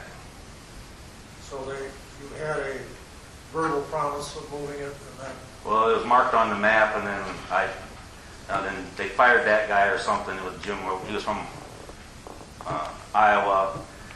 And then we called him, asked what's going on. He said he no longer worked there. They didn't need him no more. So then it was with Andy. Like Andy could find us when he wanted something, but when we needed something, I want to talk to him. Never called back. Never returned a call. and how is it going at the airstrip? Are you still doing flights there? No, Because not safe, in your opinion? no. Just as Dad wanted to put it back in, all this stuff, because he's had it his whole, not life, but since he lived there, and he just got tired of fighting. He knows what everybody wants, and they didn't care about him, more or less. The original guy. They're worried about a project where everybody else can make out. So he made, I guess you would call it an informed decision not to fly anymore. Oh, he'll still fly. He was up last year. I don't think he was up this year, because he doesn't have a plane no more. He always had the strip that was registered. Still is. But not used. No. Right now it's under reestablishment. You went in there and then do the extension rules and whatever. We just farmed over it again. Okay, thank you, sir. Greg Donegan. Marcia Thompson. No. Mark Wagner. No. Thomas Steffen. David Eckerson. Jose Ware. Karen Kenny. Julie Van Laar. Brian Van Laar. Tony Sabino. Kim Schurz. No question. Okay, folks who are interested parties, whose names I have not called, questions of Mr. Clark. Mr. Lee. Thank you, Judge. Mr. Barnacle, did I hear your testimony correctly that the people, the company that you had concerns about or trouble with the people who built the wind farm? Oh, yes. And you don't know Andy's last name? Yeah, is it Evans or something? If I look it up here. But you don't know what company he works for? Yes, I do. You give me 1 minute. I didn't know that it was important. Just answer questions. He works for Goldwyn Capital USA. He's a developing manager. Thank you. You said you experienced some crop damage? Yes. And you must have made a demand on Goldwyn for reimbursement? Well, they said they would. He'd be compensated. And how much did you ask him for? They were going to come up with figures, and said, we wanted to hear the figures first. One time they come up with a load of gravel for the bridge they drove over, and said, we'll come up a couple $100 or something. I said, no. That was with Rick, and he had to discuss it with somebody else, and I had to sign a paper, and I said, I wasn't signing no paper. And Rick was Goldwyn too? Yes, he was the head guy. He's the only one on the project that was around anytime, the only one that would answer the phone because he was in the neighborhood all the time. And it took a lot to find somebody that would answer a phone and take care of something. And when did you say the last time the airstrip on that property was used? I can't tell you about looking up. 2 years ago, 10 years ago? Oh, it's more than that, yes. So it was well before the wind farm. Oh, yes. But it was still on the thing, because that was the main topic at one of the courthouse meetings here when Pappy's was there. That was the whole meeting that night because of that airstrip. Thank you. Okay, thank you. Ladies and gentlemen, I did my best to call those who I think indicated they could not be here another night, but I'm not sure I completed that list. Anybody who wants to testify who cannot be here on another evening? All right. Marcia Thompson, you want to testify?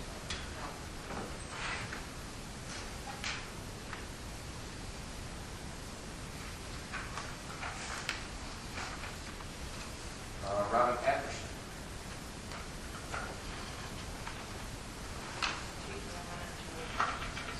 Oh, you wanted to set up, didn't you? Okay. You actually talked to me, and that I understand that'll take a while. You can wait till tomorrow night to get it set up ahead of time. Thanks. I just remembered.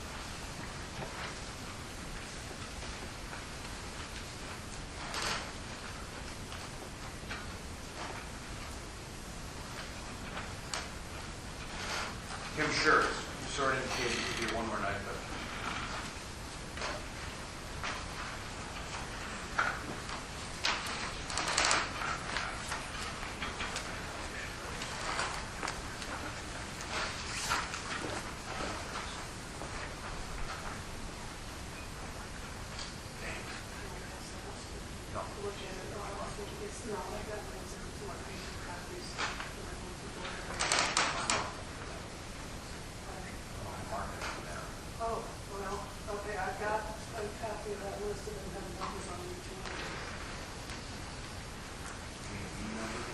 Yes, you on the side. we're going to ask you to come back tomorrow. Somehow remove the numbers. We keep track of the numbers. Okay, every other zone here is like this, right? I'm on number. I'll tell you at the end of the Well, night. what I would respectfully Sure. suggest, put whatever your number, shirt 60, and 7 numbers. That's what they've done in other hearings. That's my entire shirts exhibit, so you can continue your number system there. And that's, that list is just sufficient for that work. Chris, do you have any clips? You know, like black pressure clips? About medium size?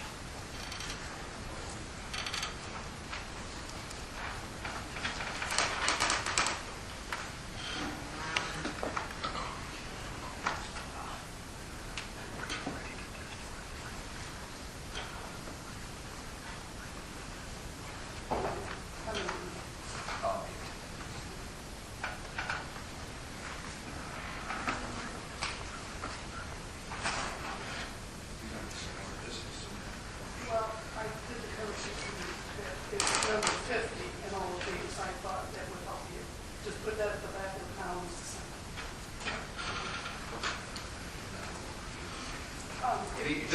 That's not what's in there. Yeah, it's just number 50 on the back.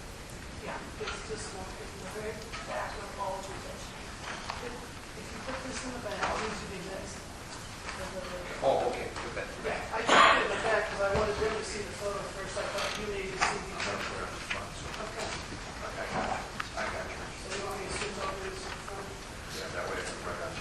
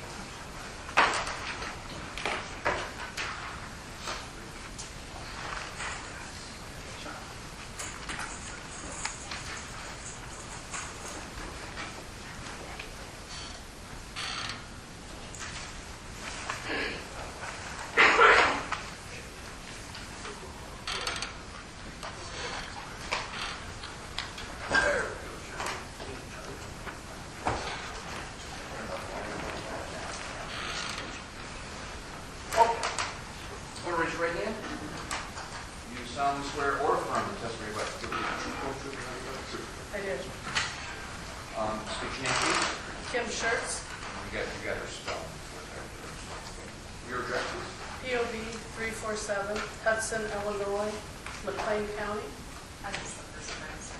POB 347, Hudson, HUDSON. Oh, thank you. Why don't you take it from there and stick it back? I am speaking to you tonight as the wife of an ag pilot and the mother of 2 recreational pilots. I've testified at over a dozen zoning hearings on the issue of proper setbacks to protect your citizens. Outdated ordinances written over a decade ago by wind companies, for wind companies, are for turbines that are barely half the height of the 500-foot-tall monsters being proposed here. The original model ordinance had no scientific data justifying the minimal setbacks. It was an arbitrary number to address tower collapse. It does nothing to protect citizens from noise, shadow flicker, blade throw, which DeKalb County experienced when a lightning strike threw debris 1,500 feet onto adjoining property. Only an increased setback from the property line, as required by the Illinois Pollution Control Board, will protect your property owners. You sound like you're giving a speech. I'm Okay. sorry. You gotta stick it back. Okay. Aerial applicators reserve the right to fly near wind turbines. The few that do on a limited basis charge 50% more. If a non-participating farmer can't get his field sprayed or has to pay more, who reimburses him? Warren County stipulated that the developer pay the surcharge within 1/2 mile, but most applicators assess a charge at twice that distance. Who pays for the crop loss if it can't be treated? These are serious issues which can be lessened or reduced by your board with realistic setbacks for property You're giving a owners. speech, you're trying to convince them what they have to do, and that's, again, that's a fine closing argument, but it's not fact. Okay. We operate over a dozen aircraft from 2 fixed base operations. We lease 7 more grass strips throughout the state. We have 8 fully contained remote loading rigs. With our largest aircraft burning 90 gallons an hour, the name of the game is you load the aircraft as near to the field as being treated as possible. So these landing strips are not protected. When they are lost, ferry times increase, fuel costs increase, and the bill to the farmer increases. These strips are not protected under current zoning ordinance. New technologies make using aircraft in farming more necessary than ever. Biofuels such as pennycrust is planted into existing crops to give it sufficient time to establish itself before cold weather. Cover crops stabilize the soil and replenish the nutrients. These need to be applied by air into an existing crop as well. For water quality issues, nitrogen is now being applied aerially on an as-needed basis to an emerging crop. And a decade's worth of improved fungicides created to protect from rust have proven to increase yields in corn and soybeans when applied aerial. The Iroquois Board was correct in stipulating a 2-mile setback from restricted landing areas and overruling those who wanted to follow existing FAA recommendations. They realized the FAA was not protecting their interests. In the 7 years which I have studied this issue, the FAA has removed the daytime lights, 1/3 of the nighttime lights, the bright white paint on the towers for visibility, have denied requests to mark the blades, and they have denied requests to provide GPS locations of Met towers. Bill Tidwell was killed in 2005 from hitting an unmarked Met tower. Now, in response to another crop duster fatality, the FAA is issuing voluntarily guidelines for marking the towers that pilots are getting killed on. It only took them 7 years to issue this guideline with no enforcement for compliance. There is no enforcement unless you put it in your ordinance or deny the ordinance because it does not protect the health and safety. In 2006, a developer submitted an application to the FAA for 262-foot tall towers. The towers that they actually constructed at the time there were 398 feet tall. The same thing happened in Reno. The same thing happened here in Illinois and Warren County. The FAA official confirmed they don't have the resources to check the accuracy of the items submitted, and 97% of the applications for the towers are submitted electronically. No one is guarding against this issue. I would like to go through my exhibits with you. These are all to support what I said in my testimony and as a reason that I believe this permit should be denied. Exhibit number 1 is what happens when an air tractor hits an unmarked Met tower. In this case, this was in Canada. 28 tower strikes that year. This was the only non-fatality because he happened to hit dead center and he deflected off the landing gear. Usually when you hit a tower, it spins you. These aircraft are not designed. They're designed for front-end impact. They can't take a spin. Page number 2 is the letter from the owner of the aircraft. They are in litigation as of a couple of years ago. The problem with it is it was an abandoned Met tower. Company went bankrupt. We've heard a lot about that. Exhibit number 3 is the latest crop duster fatality. Southern California. They had recently put up a Met tower. It wasn't marked. A 58-year-old pilot was killed. Struck a 200-foot tall Met tower with no markings on it. Exhibit 4 is the National Transportation Safety Board alert telling pilots that this is an issue, and it lists 3 of the fatalities. Exhibit 5 is the National Crop Dusting Association's guidance for what they think should be done on marking the Met towers. This is what the FAA did, but it's not mandatory. It's voluntary only. Exhibit 6 is testimony from an FAA person on how they can't deal with all these applications, and most of them are submitted electronically. Exhibit 7 is Shirts Aero Services, cover crops. Cover crops are the new thing this year. To give them time to be established, they have to be applied aerially to give them a couple months to get set up. They're applied onto an existing corn crop. This is going to be the new EPA standard for to solve the problem of nitrogen runoff into the Mississippi River. It's already been made mandatory on the East Coast. When they settle the lawsuits for the Mississippi Valley, it will be mandatory here. Exhibit 9 is a longer testimony that I gave at another zoning hearing. Exhibit number 10 shows the problem of strips such as this gentleman's getting shut down. These are our approximately 8 strips we have throughout the state. What most people don't understand, crop dusters don't go back to their home base. When you're burning 90 gallons of fuel an hour, you rent or lease a strip closest to where you're spraying. These wind turbines are encroaching on that. They are not protected unless you put it in your ordinance, and I understand that this is not about changing your ordinance, but it's another reason why this permit should be denied. Exhibit 11, if a crop duster can spray a field, most of them in central Illinois assess a 50% surcharge, and they reserve the right not to spray it. So it's a huge issue for crop protection. Exhibit 12 was in reaction to the pilot fatality in Southern California. They were trying to do legislation locally since the FAA isn't doing it. Skip to Exhibit 15. Basically, it's talking about home sales, 20 or 30% less market value, and the homeowners were experiencing health problems. Just skip to 19 exhibit. You're not protected without a decommissioning plan, and the decommissioning plan needs to be cash. We're seeing brand new wind turbines, like the one last week in Vermilion County that it collapsed on itself. A blade snapped on a turbine that was not even commissioned and wrapped itself around the nacelle. The wind farm was so new it wasn't even commissioned, and that is your last exhibit. I know I'm going out of order. Many other things on how the gearboxes are failing early. Exhibit 22. 1/3 of all the turbines in this wind farm experience immediate gearbox failure. Exhibit 23 is an individual school turbine, I believe.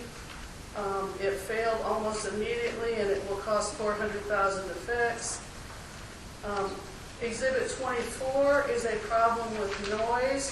When the Great Lakes Renewable Energy was going to issue a hearing that, yes, there is a noise problem, they were ordered to illegally delete emails. It's somewhat of a cover-up.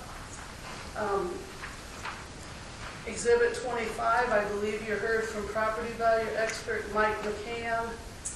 This is another issue from Mike McCann on it's a de facto taking of property without compensation if you're not measuring from the property line, if you're only measuring from the wall of a home. Let's skip to Exhibit 31. This is the blade throw I was referring to in Shabana in DeKalb County. It threw across the neighbors onto the neighbor's field. Exhibit 32 is the lighting situation for current turbines. If you go to the very last paragraph on the very last page of that, the guidelines for the current lighting for these wind turbines were developed for turbines around 400 feet in height. Caution should be exercised when adapting the same lighting guidelines to turbines containing structures over 500 feet in height. So all the existing things that you based your ordinance on are no longer correct as the turbines go up another 200 feet. I put in Exhibit 34. This is a proposed wind farm surrounding our airstrip in Cookeville, Illinois. It has not been built. The reason I added it was to show you there is not a single wind farm in Illinois that looks like this with straight line turbines so you can spray. So to accommodate the crop dusters and try to get it passed, they came out with this map and they said, we've lined up the turbines. The crop dusters should be happy. The problem is if you look at them, they have lined them up opposite of the lay of the field. So every field would have to be short sprayed, making it almost impossible to spray. There's many, many more documents. Let's go to page 41. That is a picture of the fatality in Sacramento, California, the crop duster that hit an unmarked net tower. Exhibit 44 is a 2005 crop duster fatality. This high-time pilot, Bill Tidwell, he hit the top 1 foot of a Met tower and it cost him his life. Exhibit 46 is something that I did myself. I went out with a noise meter and spent about 2 months out in an existing wind farm in McLean County. And what I found was if you get away from the turbines in the middle of the night, you get 24 decibel readings. The closer you get to the turbines, it almost doubles. Goes up to 35, 40, 45. So when you're talking decibel readings of 35 to 40 decibels, you're introducing that into a quiet night rural environment that you have here, that the existing noise levels are around 24, 25 decibels. Huge amount of noise adding in. The final one I want to reference is Exhibit 49. This is the wind turbine that just got online in Vermilion County, and a blade snapped and wrapped itself around the nacelle. The setbacks to approve this project are not sufficient and it should be denied. Thank you.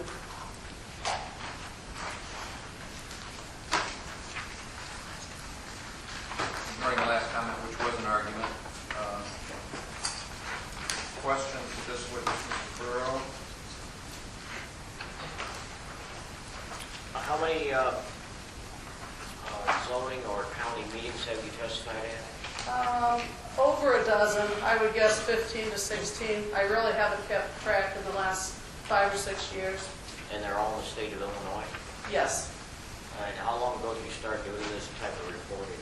When, like everybody else, when they proposed a wind farm to go in across the street from my house, I now have wind turbines 3/4 of a mile from me, so I began researching it. This is, the wind farm you're referring to is north of Bloomington? There are 2 large wind wind farms in McLean County. The White Oak Wind Project is by my house. It's Carlock, Illinois, just west of I-39. There's another 2 phases of Horizon on the east side. So we have about 700 turbines in our county, probably another 500 to 700 proposed, not built. Okay, and the first wind farm east of Bloomington, did those start having all these same problems documented here then? I didn't hear The first wind farm that was east of Bloomington, did those have the same problems that you are documenting here in the report? Oh, definitely. We went from spraying about 22,000 acres to about 3,000.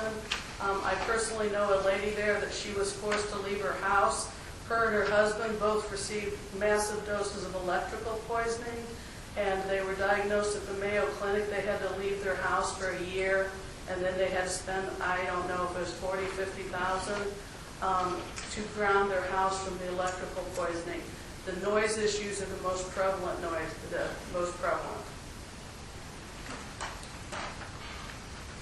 Okay, that's all.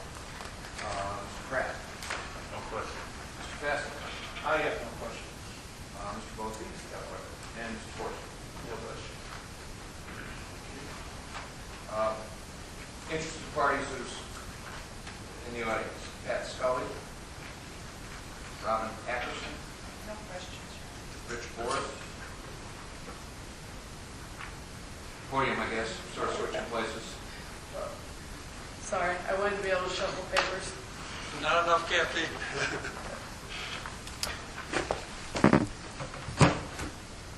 Couple easy ones, if I may. I believe it was at the DeKalb hearing. The large village of Lee is in 2 counties. But I heard for aerial spraying, often where wind turbines are present, they get a lower priority of spraying those farms because of the danger. Is that still enforced by the National Association or others? It's not enforced. Each pilot is in charge of their own aircraft. Each pilot makes a personal decision on whether it's safe to spray. What you're talking about is the time value of money. We're running 14 aircraft from 4 o'clock in the morning till 10 o'clock at night for 2 months straight. If we can do 10,000 acres without wind turbines in the same time that we would have to spend doing lesser amount with wind turbines, which do you think we prefer to do and which goes to the top of the list? I believe that's what you're referring to.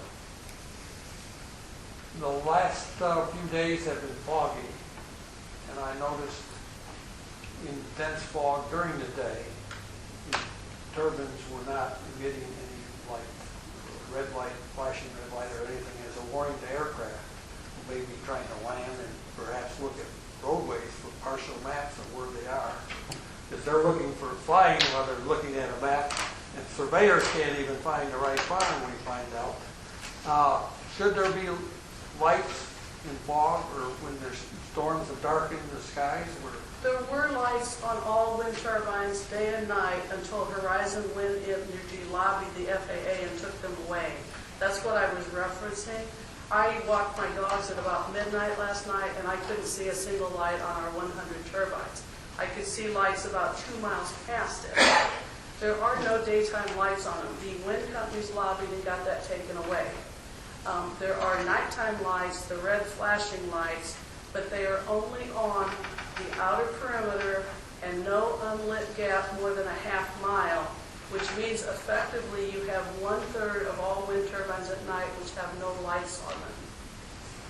So the net effect then is any pilots who are in a dense fog or a storm are collateral damage if they hit wind turbines because there's no warning lights on them. Yes, we have found that all pilots are collateral damage. None of the strips are protected, and even the existing airports they're encroached on. Our wind turbines are within 8 miles of the Bloomington Normal Airport. Now, for cell phone towers,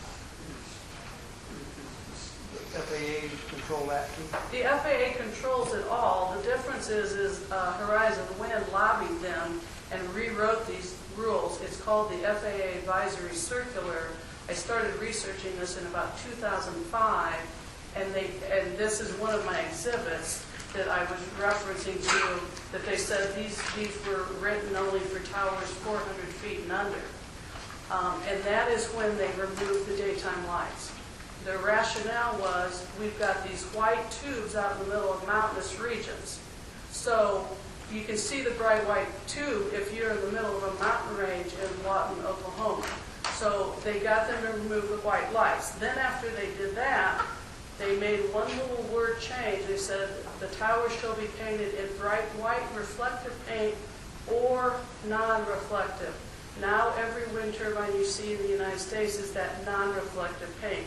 That's why they changed. They looked gray one time, white the other. So that was the rationale for them removing the white lights, the bright white paint. Then as soon as they removed the white lights, they removed the paint.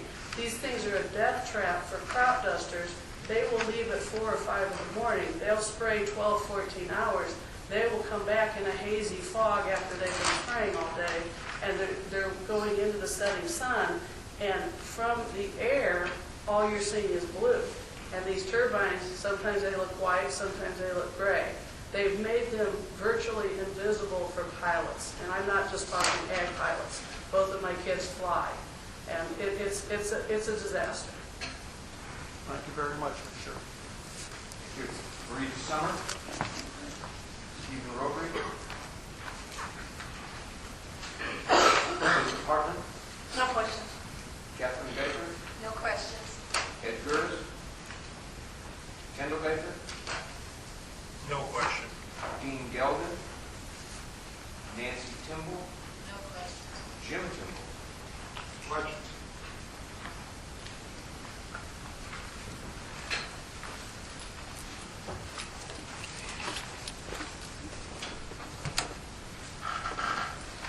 Kim, you mentioned a new program, cover crops to prevent runoff of, I lost my place, nitrogen runoff. Yes. And that can only be done by aerial spraying? No, they can be applied by ground rig. The problem is, depending on the timing of the harvest, you have to have time for them to establish.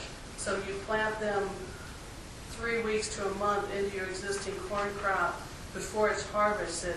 It's popping up and already established and growing when you harvest the corn. And what it is, it's a nitrogen capture. And it's the new way of putting nitrogen on instead of field applying in the fall. You do a cover crop in the fall, that actually retains the nitrogen, and then in the spring, as your crop is growing in 2 or 3 different stages, you apply the nitrogen aerial in granule form. And that's going to satisfy the EPA rules for the runoff, the fertilizer problem down in Mississippi. More likely or perhaps more practical for it to be aerial applied? Yes, most of it will be to give time for the crop to get established. Met towers, are those the towers that measure wind velocity? Those are the unmarked towers they put up to take their readings. And because the FAA requires a light on something over 200 feet tall, the wind companies put them in at 196 feet. And they won't tell us where they are. So they can pop up overnight in the field, and the next day the pilot goes to spray it, he doesn't know it's there. And there are temporary ones while they're building, and then there are also permanent ones to keep measuring the wind in the existing wind farm. So it's a double jeopardy. And the suggested markings to be added to these towers, where does that stand? Is that something that's going to happen? After that pilot death, well, a couple states, South Dakota made their own laws and Wyoming made their own laws. So the FAA came in and said, no, you can't do that. We're going to rule the airspace under 200 feet. So the FAA put out an advisory comment last February. That came in, and in these exhibits is what they decided to do. They took the recommendations from our National Association. You need balls, you need flags, you need red and white, because crop dusting is a different situation. You can't just put a flag on the ground, the corn crop's 10 feet tall. You can't see it. But they caved into the wind company, and all of those are voluntary. So there's no enforcement unless you put it in your ordinance. Given your answers to the previous question about the wind turbine towers themselves becoming next to invisible, like no daylight lights, changing the reflectivity and the color, sounds like some markings would be in order there too. They have fought us on it for 4 or 5 years, and now the FAA has the final say. They've issued their final say, and it's voluntary.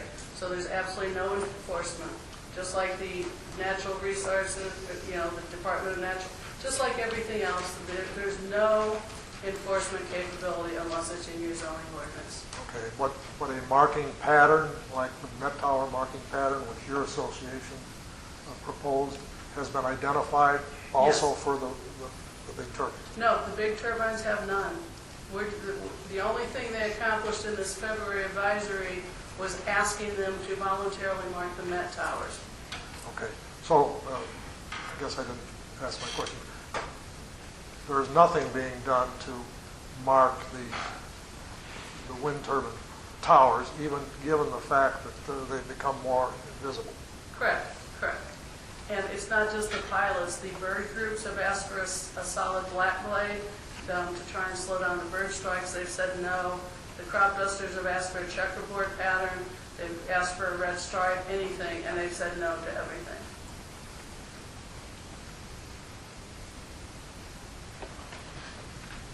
Those decibel readings that you took at night, and you mentioned the doubling of them. Did they double? Were you saying they doubled at night compared to daytime, or are you saying they doubled at night at certain distances from the turbine? At certain distances. I went out one night at about 11 o'clock when there was a 15 to 25 mile wind. And what I did was I got as close to a turbine as I could, which is 1,500 feet in McLean County. Took a noise reading. They were ranging 48, 49, 50 decibels. Went out a mile away, it went down to 35. Went out another mile, and this is Exhibit 46.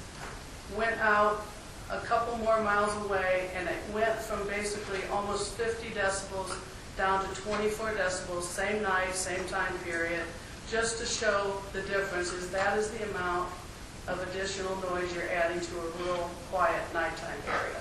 The difference of you being under a turbine versus probably 3 to 5 miles away from a turbine. And that range is 50 right under it, or 50 out from it? How far? I have the largest reading I have on this is 48.9 decibels, and that's near 3 turbines running. And then I went out to County Road 1400. There was a turbine there, but it was not running, and the decibel level was 24.4. So I took 18 noise readings in a 90-minute time frame. So it was the same wind pattern, same time of day. It was just, I was driving physically far away from the turbines, each section, to see how much the noise would diminish. So you were measuring distance, or estimating distance by sections? Well, I needed to have a reference point of where I could say I took it from, so that I'm at the corner of County Road such and such, such and such, which would be 1 mile further away from the turbine. And then I go another mile, just so I could have a physical reference as to where I was taking the noise reading. Can you tell me what the reading was approximately 1,500 feet under those conditions and 1 mile? I'm guessing the highest reading I got where I said I was on the road, I couldn't trespass, but I could get 1,500 feet. The highest one, and this is a light wind. It was at Bloomington, it was west at 14 mile an hour, and the Peoria station was reporting 9 mile an hour. And right under 3 turbines was 48.9 decibels. And that, that's at 950 north. And then I went out to, I believe, 1,400. So that would be, 4 miles away. And I got a 24.4. So I'm guessing somewhere in between, let me look here, 950, okay, at 1050, at 950 Road, it was 48.9. At 1050 Road, it was 35.6. At 1500, I may be mixing these. It was, as farther I got away from them, it went down substantially. Okay, 35.6, can you estimate for me roughly what distance from the turbine?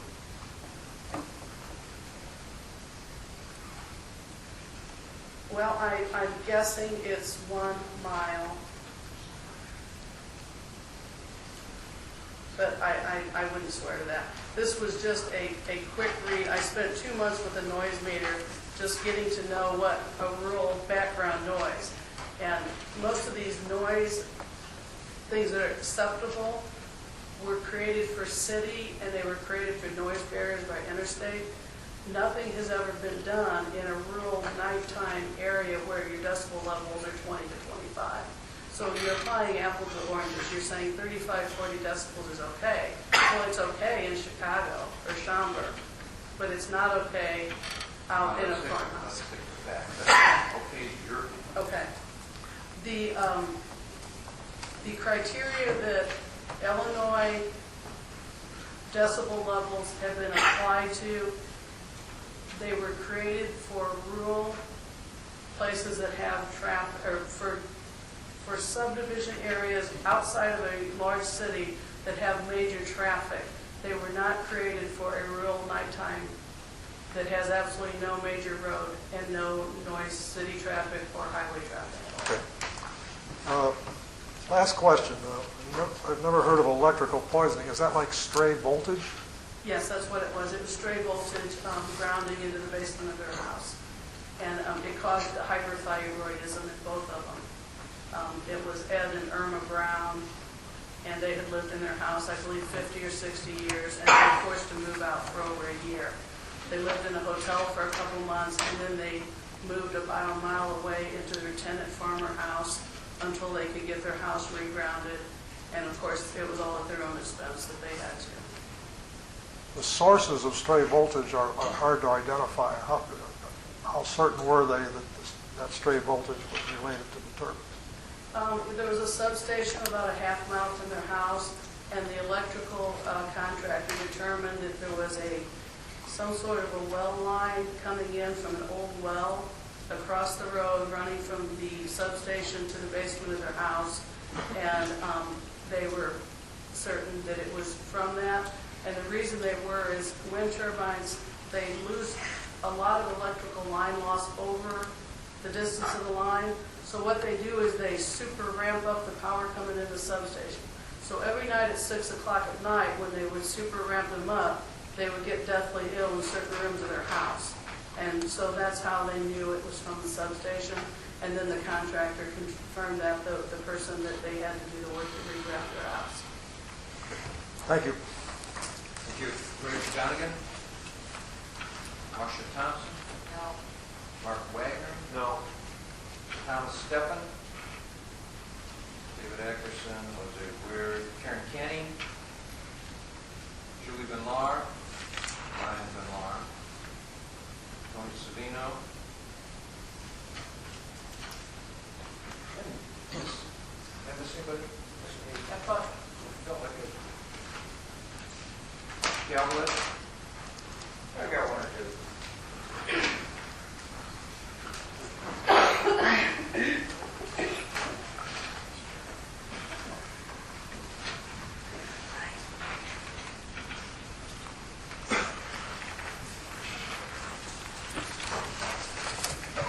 Hi, Ms. Schertz, how are you? good.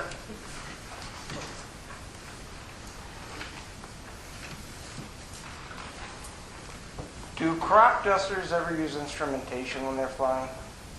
All the time. They're doing about 5 things at a time. Is there any way to use the instrumentation to assist with locating wind turbines? Yes, they have databases, they have coordinates that they can put into their GPS system. The problem is the wind companies won't give them those coordinates. If they had the coordinates, it would be no problem or just more difficult? The coordinates would help them know to look out that something's there. Okay, thank you very much.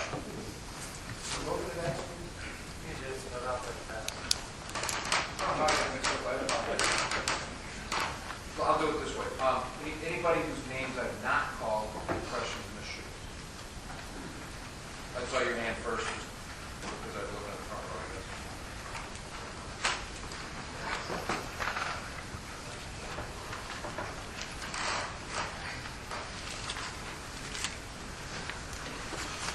Hello, I just had a couple questions. Your name, please. David Cruzy, KRUSD.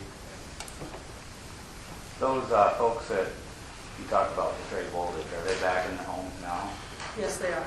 and everything's fine? Or? No, not really. Last I spoke with her, the hyperthyroidism, she insists that it makes her more hypersensitive, like when she goes to a hotel room now, that any larger amount that hits her, she immediately feels it. So they've leveled out to where they can live in their own house, but she has to be careful when she goes to other locations. So, since you're spraying such a large area, you probably, or the pilots probably know where most of the tall structures are. No, that's not the wind turbines, but the other cell towers. Yes, and that's the problem with the Met towers, is they go up overnight and they don't tell us where they are. Yeah, so you're not just doubling the tall structures, we're timesing it by 50, 60, or whatever once the wind farms went up. Well, you're timesing it by 100 to 120 wind towers, but the most fatal stuff is the Met towers beforehand, and honestly, I don't know how many. Usually there's, I think, 3 or 4, maybe these guys could answer, per wind farm. But then after the wind farm's in, this application that I showed them of the map for Cookeville, in its application, it had something like 12 to 14 permanent Met towers in between the turbines that these guys are being asked to try and spray around. Yeah, and there'd be no way to plot those on your computer, yet, you know. Well, Tell her things, that's not a question. no. There's no way to do that. You can put it into your GPS. But if they were overnight, you wouldn't be able to. No, and they don't tell us where they're at, and they refuse us to give the locations, even of the ones that do exist. Have you ever had a farmer be able to shut a turbine off so you could spray? All of the wind companies in the early years have promised us that as a way to get it past the zoning board. We've never seen it happen in effect. Even when we spray now, we have to contact, we don't have to, my husband's company voluntarily contacts a wind farm when we spray near them because of the liability issues that they have people out on those turbines at all the time working on them. And that would also affect the timing of getting it sprayed. Makes it much more difficult to spray. You can't time it. I mean, it's go, go, go. When you're spraying, it's dusk to dawn, as many acres, and it slows you down. Knowing the towers, having to get better weather, having to contact them. The bigger thing is you have to fly a lighter load. Everything costs more, takes more money, there's more liability, so you're less likely to get it done. Thank you. Thank you. Anybody else have their hand raised?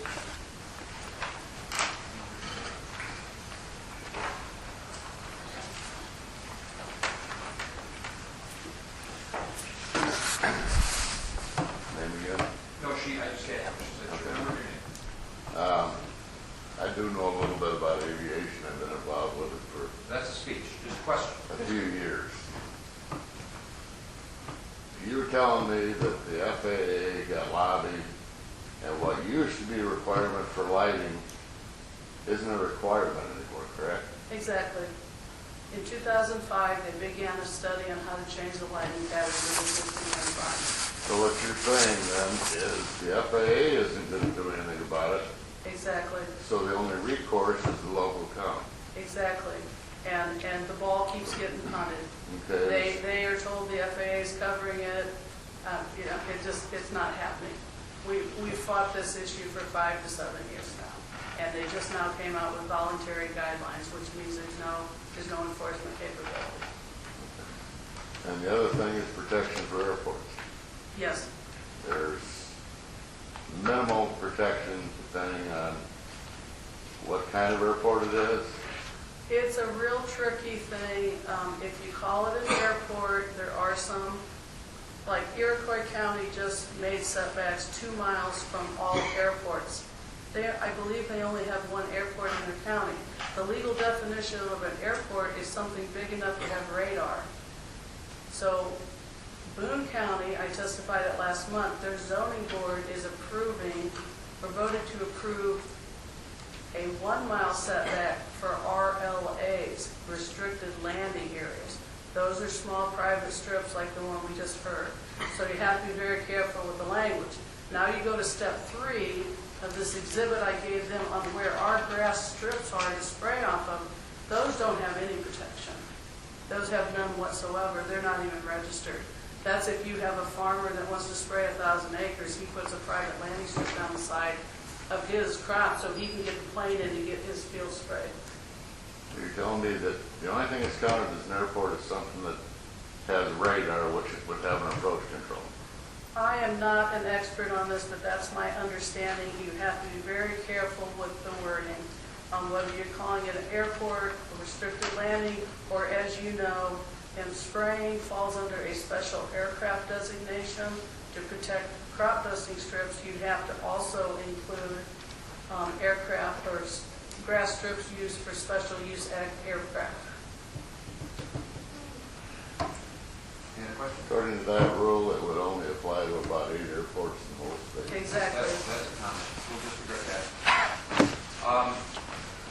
Folks, other than those who have asked questions or have called.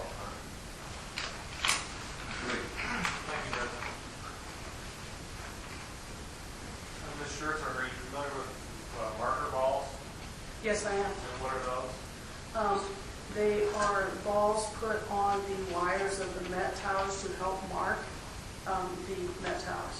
Do those work? If they're placed in the right location and if they're the large enough size. What we're finding is most wind companies don't use them correctly. Do you know if Main Street uses them correctly? I do not specifically know. I don't know of anyone in the state who has voluntarily done the same recommendations as our national association. So you're not aware Main Street uses marker balls? I believe they do use marker balls. I don't believe they followed the other recommendations of the alternating red and white stripe all the way down and the, I believe, 16 feet of orange sleeves so you can see it above the corn crop. So I believe they use the marker balls, and it's not what our national requested. Page 46 of your exhibit about the noise meter reading. I just want to make sure I understand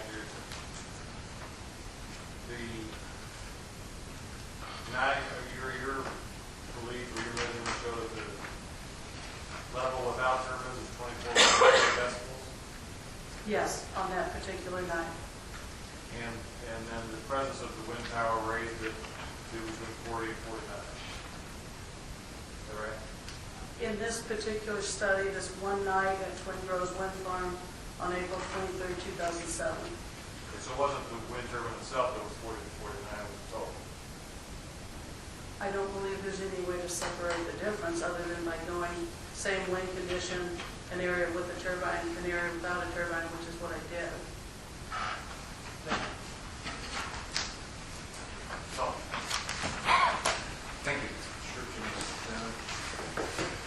Mr. Chair, I recommend you speak that are all Tomorrow evening, be another continuation of the hearing. We have a motion to continue the hearing. Tomorrow evening, December 4th. So moved. So moved by Bruce, our second. Second by Also Michael. continue with interested parties testimony in